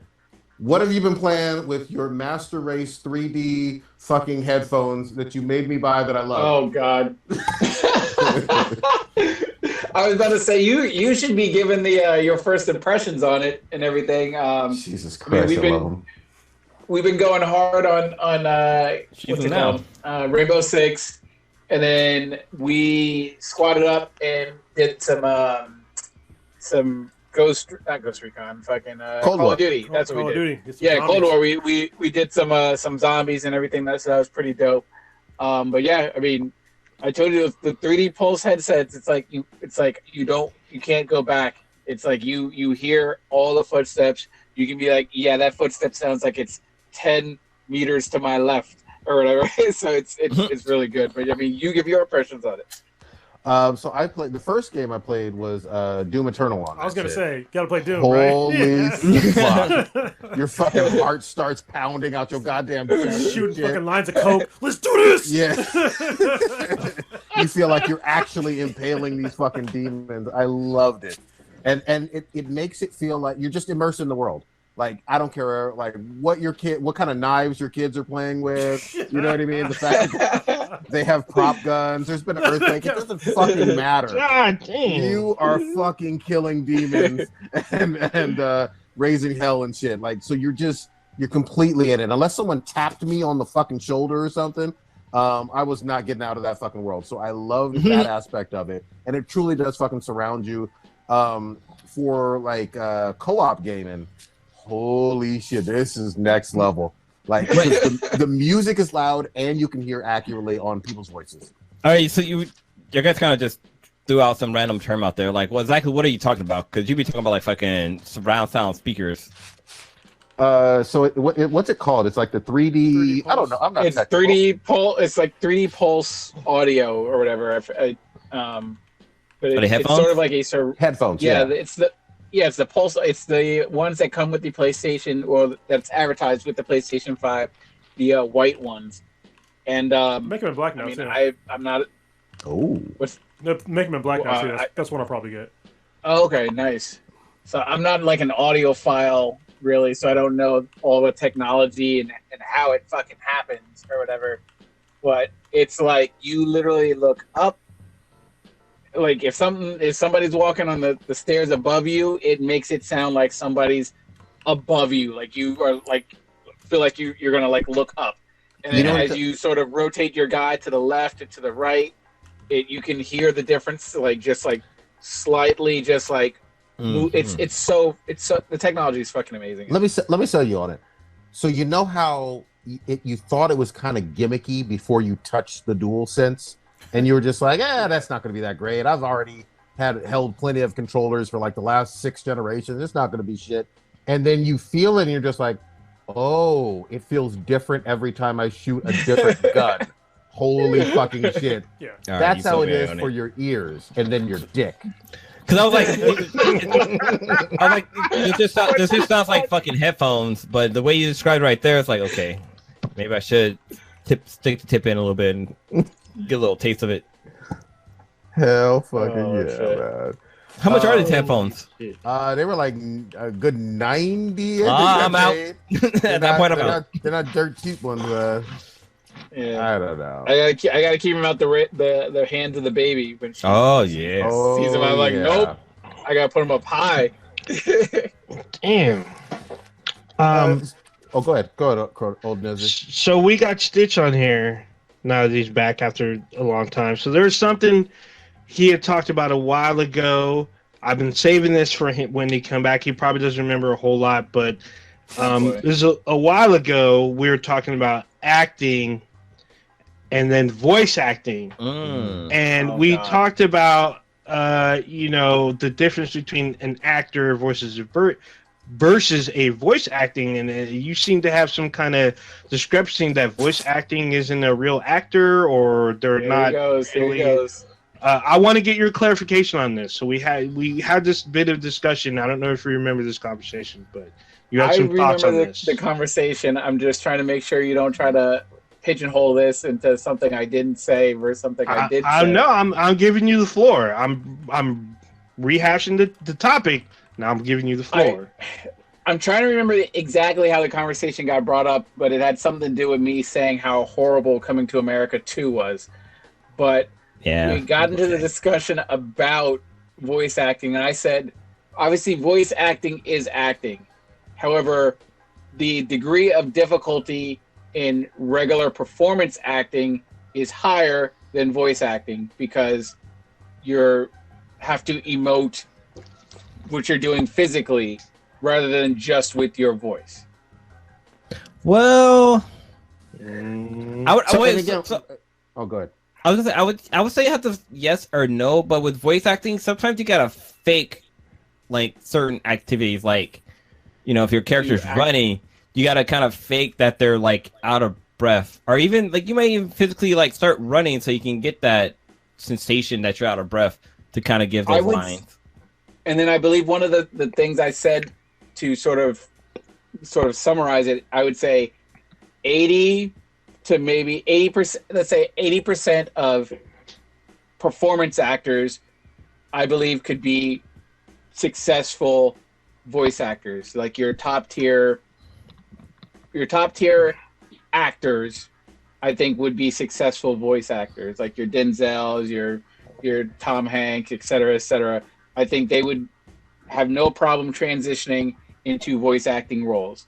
I don't believe your top voice actors would be able to easily transition into performance stage acting. Yeah, I think it's a harder swap from going that side of the acting spectrum to voice acting than it is from going from voice acting to performance acting. And I believe I had cited like individuals like Tom Hanks, Eddie Murphy, and so on and so on. And I believe you were trying to cite the guy from I can't think of his name, but Joel from Last of Us. Yeah, he's a great voice actor and everything. But do we know if he can really act? I don't know. Maybe he can, maybe he can't. But so that was Prodigy's example. My example was Ashley Johnson, who on the flip side, she's the voice of Ellie in The Last of Us, but she's also been in live action as far as she's in the TV series Blind Spot. She was in Growing Pains. She's done various other live action as well as voice acting. So she's been on both sides of the. Yeah, well, if you know who. God damn, we got dramatic pause. Yeah, well, was there? That means there was a cutout. So Ellie from The Last of Us, she's. I'm sure there's examples. Yes, I'm not saying it's impossible to do. I just believe that it is an easier transition, and from going from, like I said, it's an easier transition for actors to go from performance acting to voice acting than it is from a voice actor to go from voice acting to performance acting. So I would go ahead. I'm kind of against the fence with this one because, like, yeah, like there's been some big names that have done voice work for movies, but they haven't done a really good job. Like, for example, Will Smith, he did that Fish Tales, whatever, Shark Tales. That Shark Tales. That's what it wasn't. That wasn't very good at all. But Was he good in Aladdin?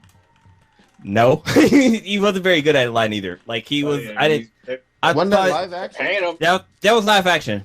But Robin Williams did a very good job of being a genie. But Robin Williams is just a phenomenal actor. He's just the credit of work he done is like top notch. But there's been what would you say your top 5 voice acting movie roles have been? For like live action or from just blockbuster? Just who you think knocked it out the park and did an amazing job, Tara Strong, in a voice acting movie? Tara Strong, Nancy Cartwright. There's a bunch of dudes. Cree Summers. Yeah, Cree Summers is another one. Does great. So let me just throw this out there too, because we're excluding a whole like genre too. For voice acting, there's a whole lot of folks in the video game industry that we fucking love that we're excluding right now as well. I mean, the voice of fucking Solid Snake or Kratos or Master Chief or fucking Lara Croft, or I mean, there's a bunch of them that are iconic as fuck, and that like we've known since childhood. Even the voice of fucking Mario, you know what I mean? Like, but the whole topic is like them crossing over from doing voice work to doing acting work. But that's the thing, though. Yes. Like I think you got to do it apples to apples. Like most voice actors, if we're honest, not fucking all, because there's plenty of examples of people who don't fall in this category, but a lot of them are just regular looking people that happen to have incredible voices and do that extremely well. And you got to have a certain look to be in movies and TV shows. You know that, I know that. One of the best examples this will kind of give caveats to Stitch's point. One of my favorite voice actors is Kevin Conroy. He does the fucking voice of Batman. Like, this guy's voice is fucking legendary. He actually played Batman for the first time in one of the CW's crossover. Crisis. Yeah, Crisis on Infinite Earth. And his acting skills as Batman wasn't that... I mean, they were good, but they weren't that great. But his voice was just... Once he started talking and walked down the steps, I'm like, I've always wanted this guy to be fucking Batman from the get-go. But, like, I don't know, sometimes these big celebrities, their voices are so iconic that it takes you away from that character. Like Ellen DeGeneres, she did Dora in Finding Nemo. Dory, sorry. Dora. Dory. And, like, there's just certain actors out there, they take away from the characters just because they're so big. And that's one of the problems with, like, big name celebrities doing the voice work of characters. Yeah, but Moana, The Rock fucking worked real well in Moana. It doesn't seem to affect the box office when I mean they're the ones racking in all the fucking money when you got, like you said, the Rock and all these other people signing on to do the voices of whatever ridiculous character it may be. But and I'm not disrespecting the craft. I'm not trying to say like, oh, voice actors aren't shit. I did not say that. You just did. That's the clip. He's all chopped. Fucking catch. I just remember though, like I loved Coco and Zootopia. To go back to some Disney movies. Oh. I don't know who the fuck. A lot of those voice actors, and some of them were famous, some of them weren't. But it just fucking worked. Same with Spider-Verse. Most of them, I don't really know, but I love the movie. Spider-Verse. In Spider-Verse, we had I talked about it last week. Zoe Kravitz. She's in Spider-Verse. Okay. She's about to be the new. I mean, she has a small role, but like the other one, Shamik Moore. He's the kid from Dope. Yeah, but also I learned that afterwards. Wait, is it Chris Pratt that's in it? No, it's Chris Pine. Pine. He's blonde-haired. Peter Parker, and then the brown-haired Peter Parker is the guy from New Girl. I can't forget his name, but he's in that. And then what was it? Prowler. Freaking no, Gwen. Oh well, yeah. Prowler is Mahershala Ali, and then Gwen Stacy is what's her name? She's about to be the new Hawkeye. So she is voicing shit. Why can't I think of her name? What's really funny? All of these, you got everybody. All of these actors, big time actors doing voice work. They all got to give credit to fucking Rob Williams. He was probably one of the first big name actors to go off and do voice work when he did fucking the Genie, and he doesn't get a lot of props for doing that. Like if you go back, he even before that, he's in Fern Gully. Oh, yeah, that's right. He is in Fern Gully. But like. Actors weren't. This is small change. This is beyond. This is below me, whatever. But like all these big time movies, their money's they're getting fucking fucking paychecks just to go into a studio in your goddamn pajamas and just do some voice work. Like, I mean, there's been. I mean, even some of the up and coming ones. Like you got Karen Fukuhara, who plays the female in The Boys. She was also in Suicide Squad, the 26th one. She's the voice of Kipo. From Kipo and the Age of Wonder Beast. She's also Glimmer and She-Ra and the Princess of Power. But then she's doing all these like big works, including more voice acting work as well as live action work in big movie projects. But then also you got the whole What If series, because a lot of the original actors came back to do the voice work for their characters. Yeah, and you could definitely hear it though in that one. I only watched like 2 or 3 episodes. I had some issues with the animation on there, but I love the fact that you could hear that was the Peggy Carter or the Thor or whatever. You knew. Yeah, I mean, even Star Wars Visions, the English language one, had some, it had Neil Patrick Harris. NPH is in one of them. You have Karen Fukuhara again. She plays F in the Bride. So, like, one of the episodes everybody liked. It just depends. I mean, we live in a different era now versus the 80s and 90s where, like Blue was saying, people were frowning on, animation because you probably weren't getting paid as much. But nowadays, it's like, it feels like animation is kind of catching up. And there's a lot of animation projects. I mean, look at Mark Hamill. He's been doing it for decades. He's still getting money for Star Wars and whatnot. So here's an example that didn't work from the recent history. We all pretty much like Lakeith Stanfield. Oh yeah. And he was the main voice of I want to call it Afro Samurai, but it wasn't Afro Samurai. What is he? Yasuke. Yeah. Yasuke or whatever. Yeah. And everybody hated his fucking voice. They thought it was the worst thing ever. He's a great actor. He just won a Golden Globe or whatever for the Fred Hampton movie. But yeah, that motherfucker could not put his voice in anything that I would want to see. Fuck all that noise. I mean, shit, we got Michael B. Jordan in a Rooster Teeth anime, and he's back for season 2, which is out in like a couple weeks, which is Genlock.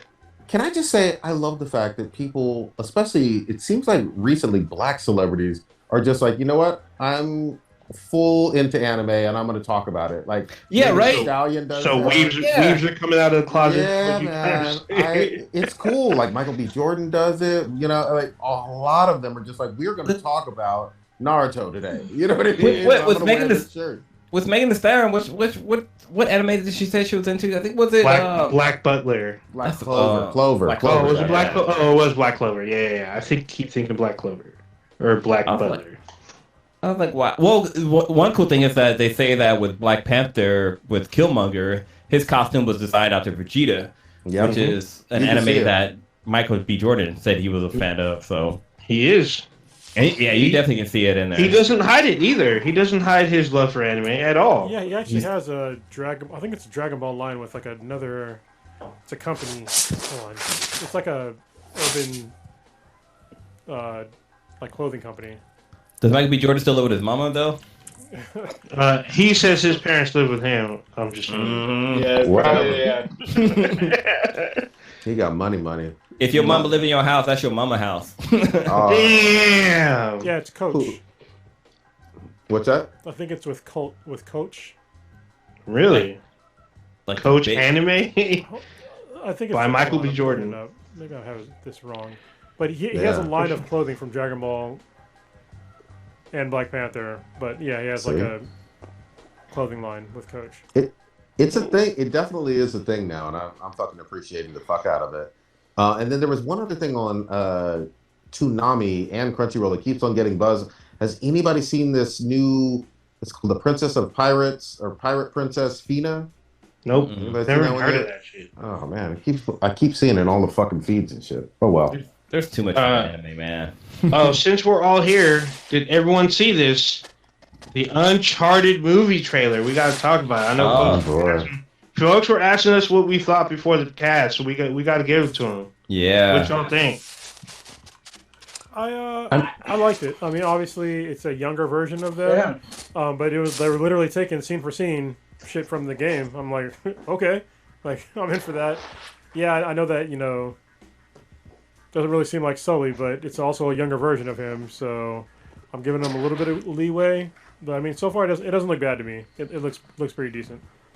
I'm not sold on this one. It feels a little cheap, and it also obviously we know this role was kind of like unofficially made for Nathan Fillion. He's too old. I get it. Blah blah blah. He's not too old to play fucking like an older Sully. Mm-hmm. But I don't know, man. I can't get with Marky Mark. I just can't. Tom is going to be Tom. Marky Mark. Yeah, I'm always going to call that motherfucking Tom, Marky Mark, or a previously violent racist attacker. I knew you were going to say some shit. I'll still bring it up. With the third nipple. Never forget. You can't forget about the third nipple. It felt, how we saw the trailers for, what was it, Tomb Raider a couple years back? Mm-hmm. And I'm not saying that was like the worst movie in the world, but it was just like, okay. It didn't excite me. I wasn't like, oh my God, I can't wait. And I definitely won't be going to theaters for it. But what do y'all think? Well, for me, like I've played Uncharted 1 and 2. I never got around playing 3. Really? But I don't. What about 4? I don't think. Or Lost Legacy. I don't got the 4 either. Now, Tomb Raider games, I think I played pretty much all of them. But I think with Tom Holland, I think he's just. I don't know. He just doesn't have the bad boy, getting down dirty persona with him, because he always seems to be like he's like the clean cut, like cool, like not a cool kid, but like I don't know. It just seems like safe. Where like I think Nathan Drake is a character that's like more rugged and kind of dirty, and like he's out there fucking bitches. But I can't see him as Nathan Drake and Marky Mark. I don't know. At all the games, I think that Victor Sully he's always older. He's always been like an old character, and I just can't see that with Marky Mark. I don't know. I mean, it seems like it's gonna be a fun movie, but the actors that they have playing the characters just doesn't vibe with my image of those characters. You know what's funny? Is that Mark Wahlberg is like fucking 50. Yeah, he's old. So yeah, there's that. Good vibrations. Feel it. It might be also that. What the fuck? It also might be the fact that I don't want to consider myself as being old. Mm-hmm. All right, Sis, what you got on this one? I don't mind it really. I watched the trailer and I was like, okay. I was like, it didn't like make me get crazy hyped for it, but I didn't hate it as well. I feel comfortable just giving it a chance. I mean, if I don't got anything to do, maybe I'll go to the movie theater and watch it. I really thought the plane scene was really dope, where he's climbing up the cargo things. I thought that was really well done. I mean, and then I saw like, I guess a YouTube video showing the side-by-side from the game. I mean, I already remembered it from the game, and I was like, oh shit, that's fucking awesome or whatever. So I think that was a nice nod to obviously where it came from. I'll see how the director wants to play it. I mean, we've played the game for the most part, besides Blue from all 1 through 4. So I don't need them to tell me what I played on why am I going to sit in a movie theater for 2 hours to watch exactly verbatim what the fuck it is that I played countless hours on. I'm down to watch a little bit of creative tinkering with it, whether it be with the actors slightly or a little bit with the plot. As long as it's not like egregious, then I'm fine with the director having a little bit of creativity, freedom with it, and hopefully enough respect not to like ruin the game franchise. And I don't see how that's happened yet based off the trailer that we've seen. Yeah. So for me, I felt like they focused too much on all three games at once. Like, I feel like this is supposed to be, like Cronin said, like a prequel. It's literally when Sully I don't know when it and is. Nathan. Well, I know it's before, but yeah. Yeah, but it looks like this is the first time Sully, based on the trailer, I get the impression this is the first time Sully and Nathan meet. But I'm like, if that's the case, these trailers. yeah, but if that was the case, then I would want to see an original story based on like the heist of them working together or Sully training Nathan. Maybe we get that Joanna Paul of the games that are in this. I mean, yes, there's stuff about the game that we want, but I kind of want like a big lead up to like the first game, like a story that shows, because he's in the trailer. He's talking about his brother. We didn't know he had a brother until the fourth one. Yeah, of So course. I'm just like, we're already talking about Sam already. Like, I feel like we might get too much too soon, and I think that based off the trailer, I think it should have paced back some of the stuff. Like, we're probably gonna. I mean, we get Zoe, but we're probably going to get Elena as well. I think that they should have just focused on, like a smaller story and like, turn it into an Indiana Jones, Tomb Raider type thing, but like make it fun and dangerous. But who knows? I'm not super hyped for this. I'm just like, whatever. If it's cool, it's cool. Hopefully it's better than Venom 2. There will be carnage. There you go. Yeah, I still haven't seen that one yet. Did we all get in on this? What? Did we all get in on the trailer for? Yeah. Uncharted? Yeah. We all round table. I do want to ask. Hold on, Stitch, be careful with your mic. You're like, I don't know if you're rubbing on it or what. But it's coming through the headset. I don't know. Then it's Prodigy. It's one because the rest of us have. It might be Prodigy. Yeah. Scratching. Okay, is it scratching right now? No. No. But it's like it keeps coming through. Like you can hear it. My bad. People on audio only are gonna be like, "What the fuck is that?" Scratching on that. So Yeah. are we done with Uncharted stuff? Because I want to switch gears real quick because there's some shit I dropped today and I want. Oh, here we go. Nah, it's not part of what you thought about, but It's what I'm pretty this sure. fucking Masters of the Universe trailer for part 2 dropped today. Almost. I didn't watch the trailer, but I'm in. God damn. This trailer, basically anybody who talks shit about the first part, talking about, oh, He-Man isn't in it. Why is this called Master of the Universe? There's no He-Man. You need to sit down and take your fucking foot out your ass because this shit looked dope as fuck. We get to see. So, He-Man's back?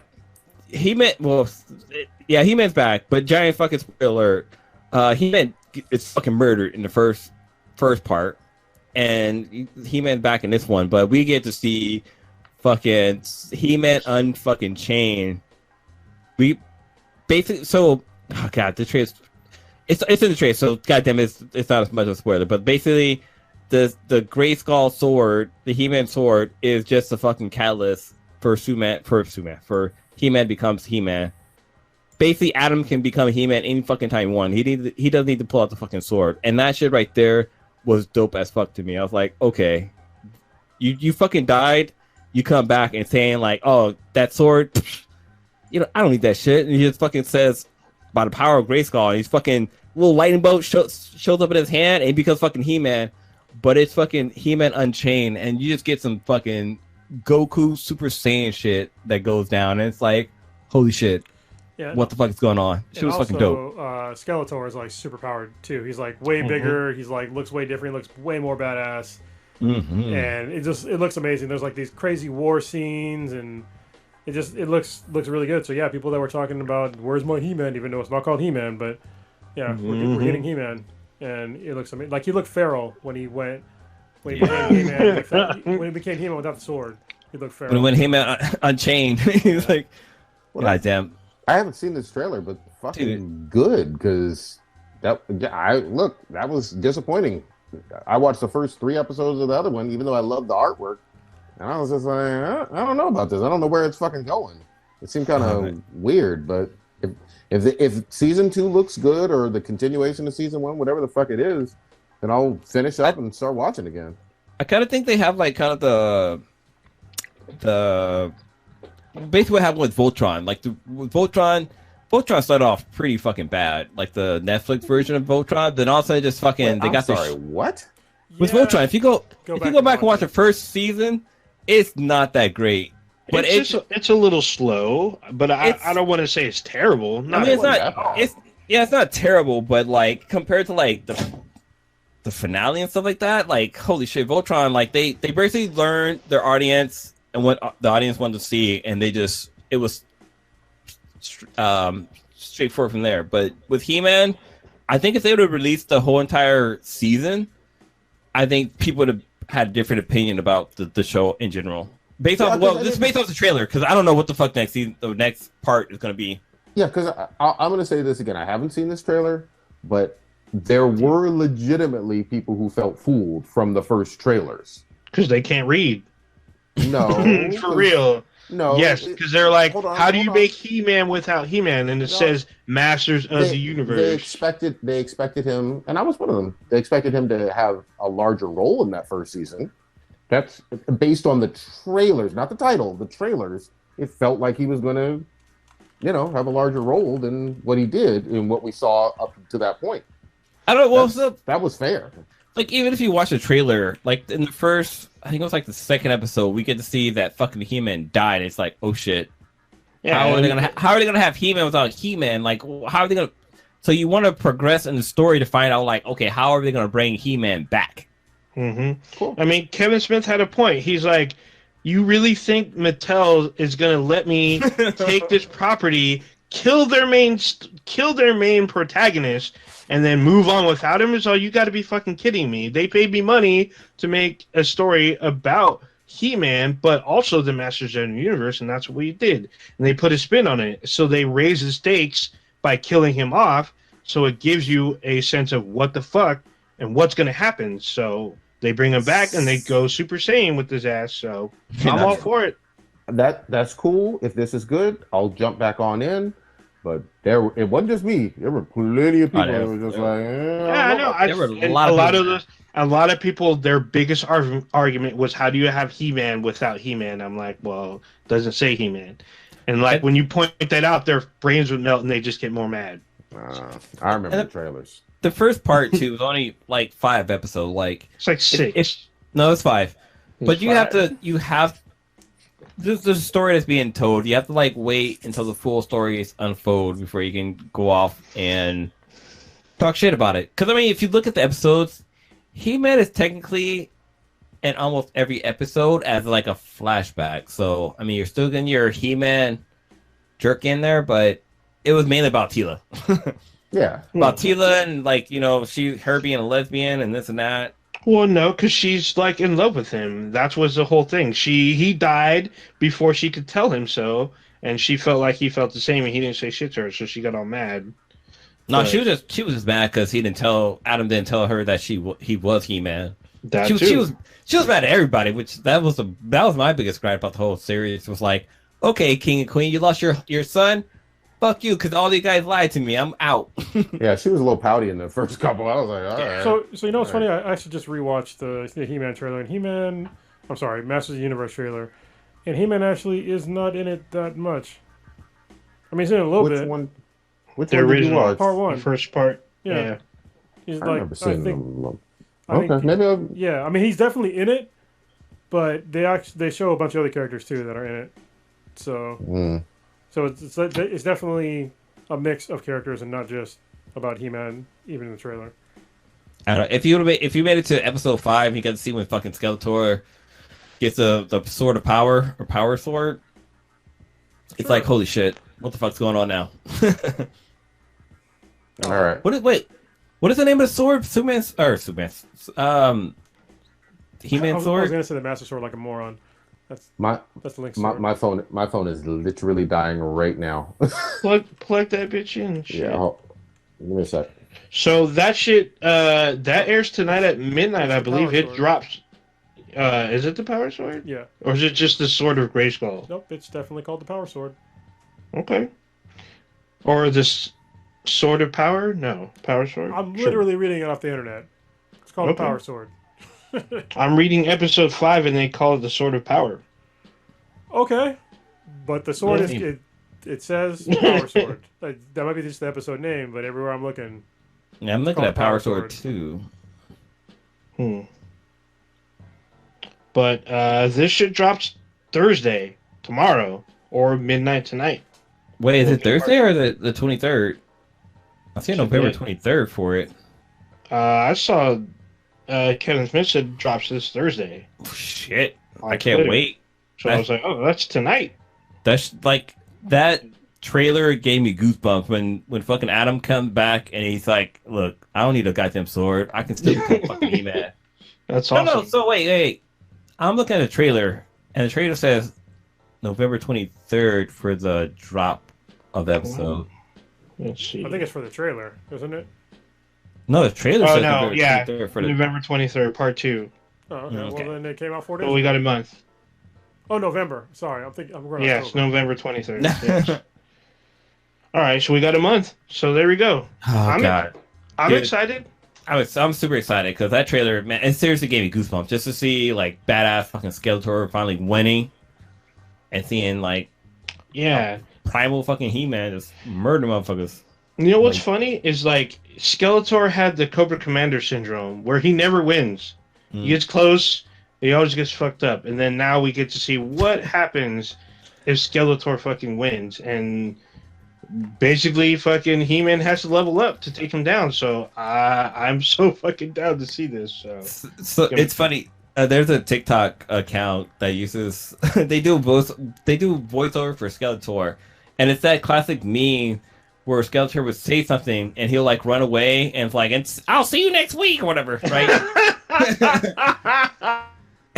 What do he there's like one where he says like if you donated blood, your blood is running through somebody's boner right now. And just Oh yeah, it's like that classic G.I. Joe the more you know The PSA. fucking thingy. Yeah. What was Yeah. the PSA.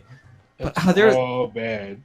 there's one that was like super fucking funny. Let me see if I can find Yeah, it. I think there's one about foreskin. Now I'm just like, what the fuck? He said some crazy shit and he takes off running. I'm just like, what the fuck? Oh no, it's what was it? Your eyelids are the same. same, yeah, the same Oh. materials. So Yeah, is the rest of your Your- skin. That's kind of stupid to say because it's just No, it's I just think funny. I think he said like your lips and your eyelids are the same texture as your butthole or something like that. I don't know about all that, but yeah. It's still funny. But yeah, we got one more trailer that dropped today too. Oh, a lot of yeah. people were talking about it. This Buzz Lightyear Just trailer. just called wait, Lightyear. wait. Or is it? Wait, yeah, sorry. it's just called Lightyear. My jumping bad. back real quick. So the one that was hella funny. Let me see if I can. I'll Hella. cue it up real quick. I thought you already found it. But basically, I think it's TikTok. So basically, Skeletor says you can't spell advertisement without semen between the tits. When you look at advertisement, it basically has semen in between the tits. That shit was so fucking funny. Okay, Lightyear, That's awesome. Disney, Pixar, wholesome stuff. Yeah. Is this a Disney Plus show? I don't Or think so. Movie release? I think it's an actual movie release. Hmm. Because this was, I think they announced this like a while back before the pandemic. So this is going to be a blockbuster number release. It's a film, Yeah. Okay. and it's coming out in June 2022. But I probably won't be on Disney, like Disney Plus Premium. I feel like that's shit's going to start fading out once everything starts getting back to normal. I don't know because I mean they're making a lot of money off of that because when people are paying the extra $20 or whatever. Yeah, that's true. I think especially for kids movies, it makes a lot of sense because man, sometimes when you rent a movie or when you go to the movie theater with a kid, like you don't know how they're gonna act. And somebody's gonna leave early, and it's a pain in the butt. So at least with these, you can rent them for like 48 hours and give time to watch the whole thing, or at least pause it and like have a kid, calm down or whatever. So change a diaper. So, it's funny to me that Chris Evans is the voice of a younger Buzz Lightyear, apparently. And it looks like they're doing some Star Trek 4 shit, where he, like, loops around the sun to go back in time or some shit. I'm like, what the fuck is happening? But it looks pretty cool, and Buzz Lightyear has hair, because you never seen him with hair. We never seen him without his fucking costume on. That's true, too. Kind of cool. He's in like a shirt, like a polo shirt. Like, what the fuck? We actually get to see him like in just regular clothes or in just like an astronaut outfit. But it kind of gave me the impression that he was like, I want to say he's like a test pilot for like some kind of special space program. Because like they're literally on Earth. Well, I'm assuming it's Earth because, I mean, there's planets out there that have a sun too. But basically they do like the whole slingshot around the sun to get ejected out into like another fucking galaxy or whatever. But I don't know, it just this shit just looks like some high budget futuristic Star Wars fucking, I don't know, it looked fucking dope. The trailer looked really fucking good for animation from Pixar, considering where they came from. Like looking at Buzz Lightyear from like Toy Story 1 to this, it's like looking at Lara Croft from like Tomb Raider fucking PlayStation 1. Triangle City. Yeah, to look at Lara Croft on the PS5. It's leap and bounds way more than that. The first Toy Story is it's hard to watch. Like it looks it so... Is. Yeah, people have fond memories of this. I'm like, go back and watch like the film from '95. The characters don't blink and sync. It's so weird. Yeah, like the backgrounds are all like super cheesy looking and like everything looks fake. It's really weird. But yeah, this looked like a PS5 game. Like the quality of the animation, it's like that. Looked like Kana. Yeah, right. Yeah. This looked like it can be a fucking video game, but I watched the trailer. I was blown away. Like, okay, it looks like it's fan made. That's how good it is. It's like, okay, somebody had an idea, they cut it up, they made a CGI and stuff like that. It was like, hey, look, this is a fake trailer. But then I watch it and I see that like, Pixar and Disney behind it. It's like, oh wow, this is actually real. Yep. Well, one of the crazy things is that they don't bring back Tim Allen to do the voice of Buzz Lightyear, because he's the original voice, which we get Chris Evans. Yeah, there's probably a reason for it. I guess maybe he's a different, Buzz Lightyear, but I guess they're all supposed to have the same voice. But I think they're kind of differentiated because he's not a toy in this, unless this is all literally Andy's. I think it'd be hilarious if at the end it's just all Andy playing with toys. You know what I mean? Like that'd be like the greatest thing ever.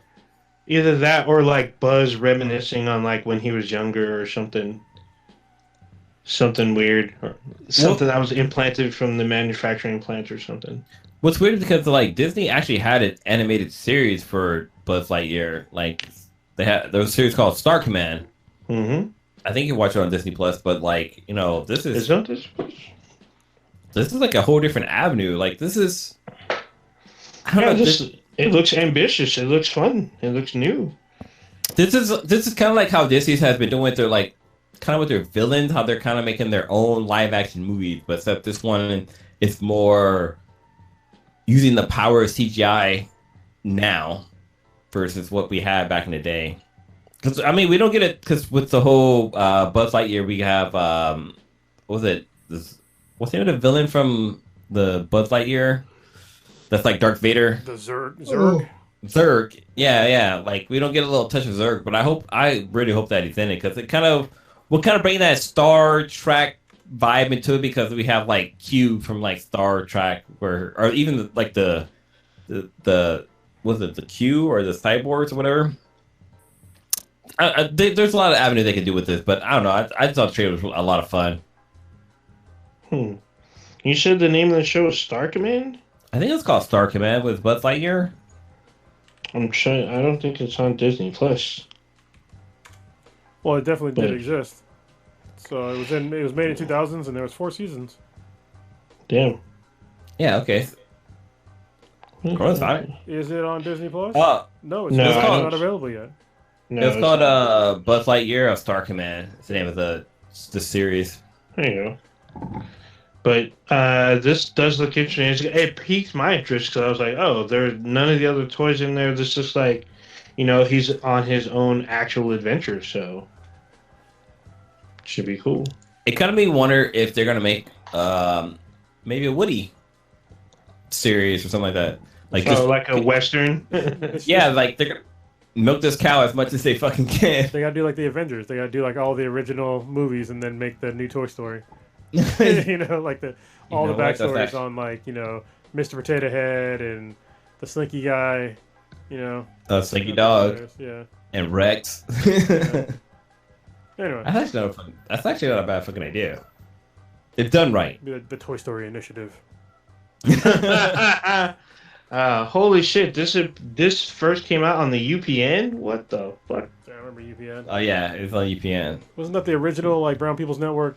Was the one before? Yeah, before the Weeby Black Station. No, there was. I was gonna say, was it CW? Because CW, not CW, WB. Yeah, so it was UPN, then WB, now it's the CW. Yeah, that's right. So sure. Anyway, let's wrap this up because I gotta edit 2 things after this. For sure. All right. Take this out, Lou. Do the round table. Well, I'll say Prodigy brought us in, but I guess I'll take us out. Ninja, what are you populating doing this weekend? So next podcast. Not too much, but I am watching season 2 of Lock and Key, which just dropped this week. It's actually been really good. I don't know how you don't forget, Blue. You're the one who sold me on it. Dude, I'm so confused because I have a feeling that I hated the show, but I was watching. I was like, wait, did I like the show or did I hate it? I think the last episode dropped 2 years ago. I really can't remember my feelings on the show. Well, you're the one who sold it to me because you tried to explain the head key. Okay. And how you enter in people's heads. And I was like, it sounded super weird until I actually watched it. And then it made total sense. So I was like, what is the key to head, Old Ninja? You're going to break that down? It's a key you put it in the back of your neck and turn it. There you go.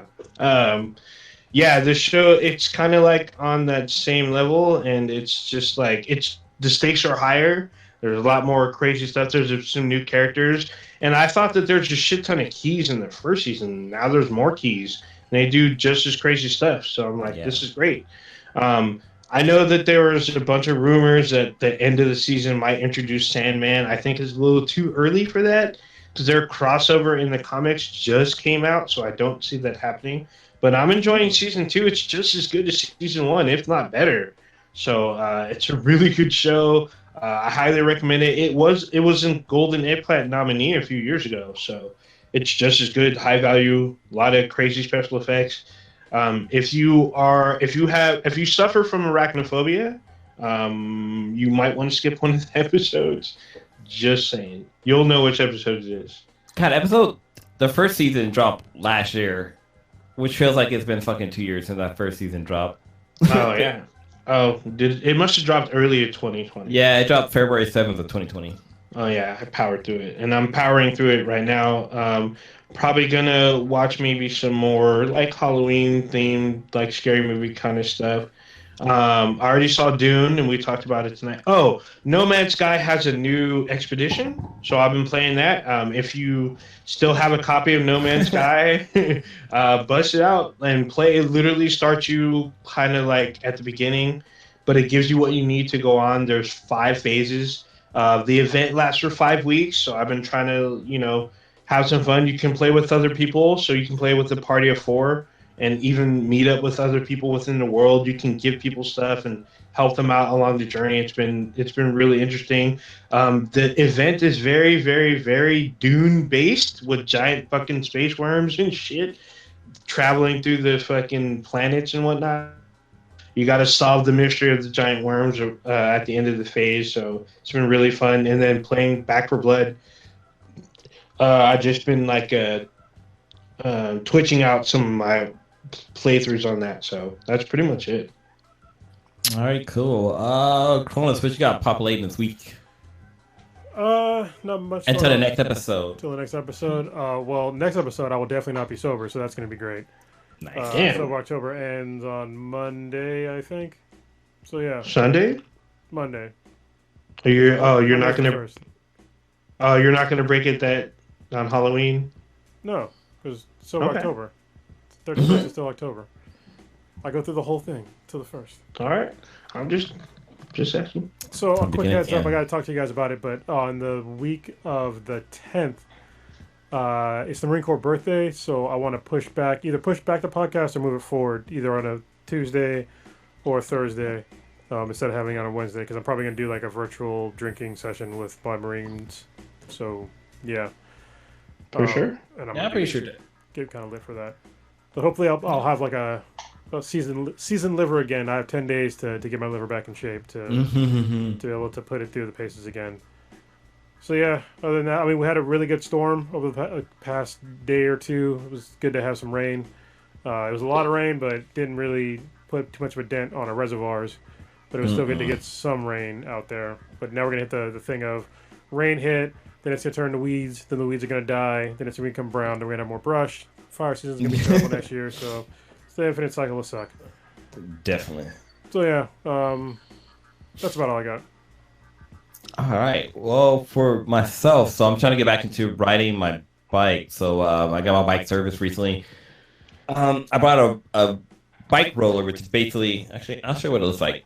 It's on my floor right now. So it's basically like a giant fucking.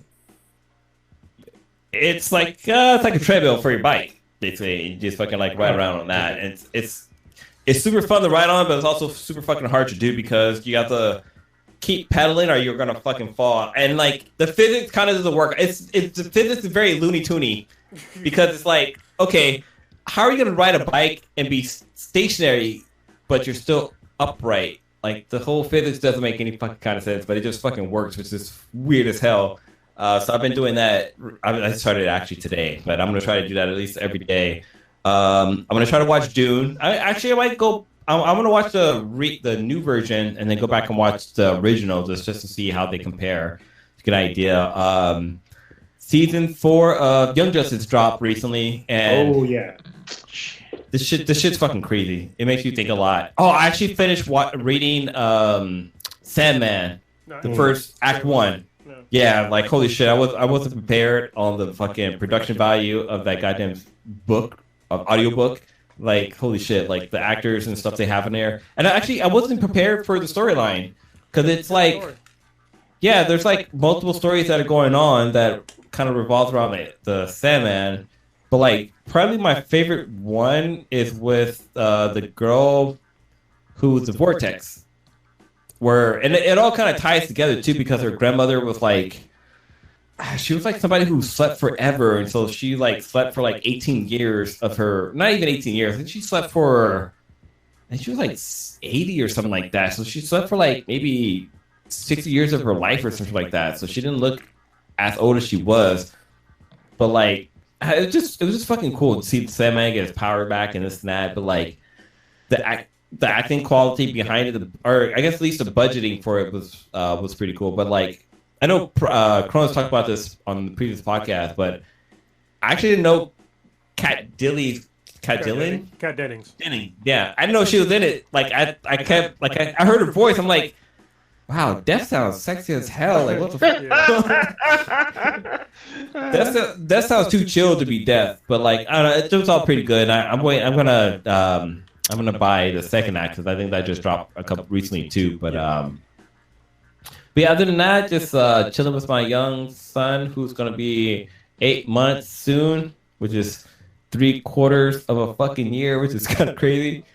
But yeah, just hanging out. Actually, I'm also playing Kana. Yeah, I gotta get back to playing that because I had times because I was sick the last couple of weeks. But yeah. Oh, Ninja, you want to take us out of here? All right. You just experienced Black and Black times Infinity. Check us out anywhere and everywhere online with BThanBTI. It's BTHANBTI. Anywhere you have social media or whatever. On Amazon, we have an app on there that lets you know when we go live. You can email us at bthenbti@gmail.com. We have a Discord. You can email us to let us know you want to join up. We'll get you in on that. And then we have a website, our official website, binheadproductions.com/bthenbti. And there you go. All right. Yet many questions remain unanswered.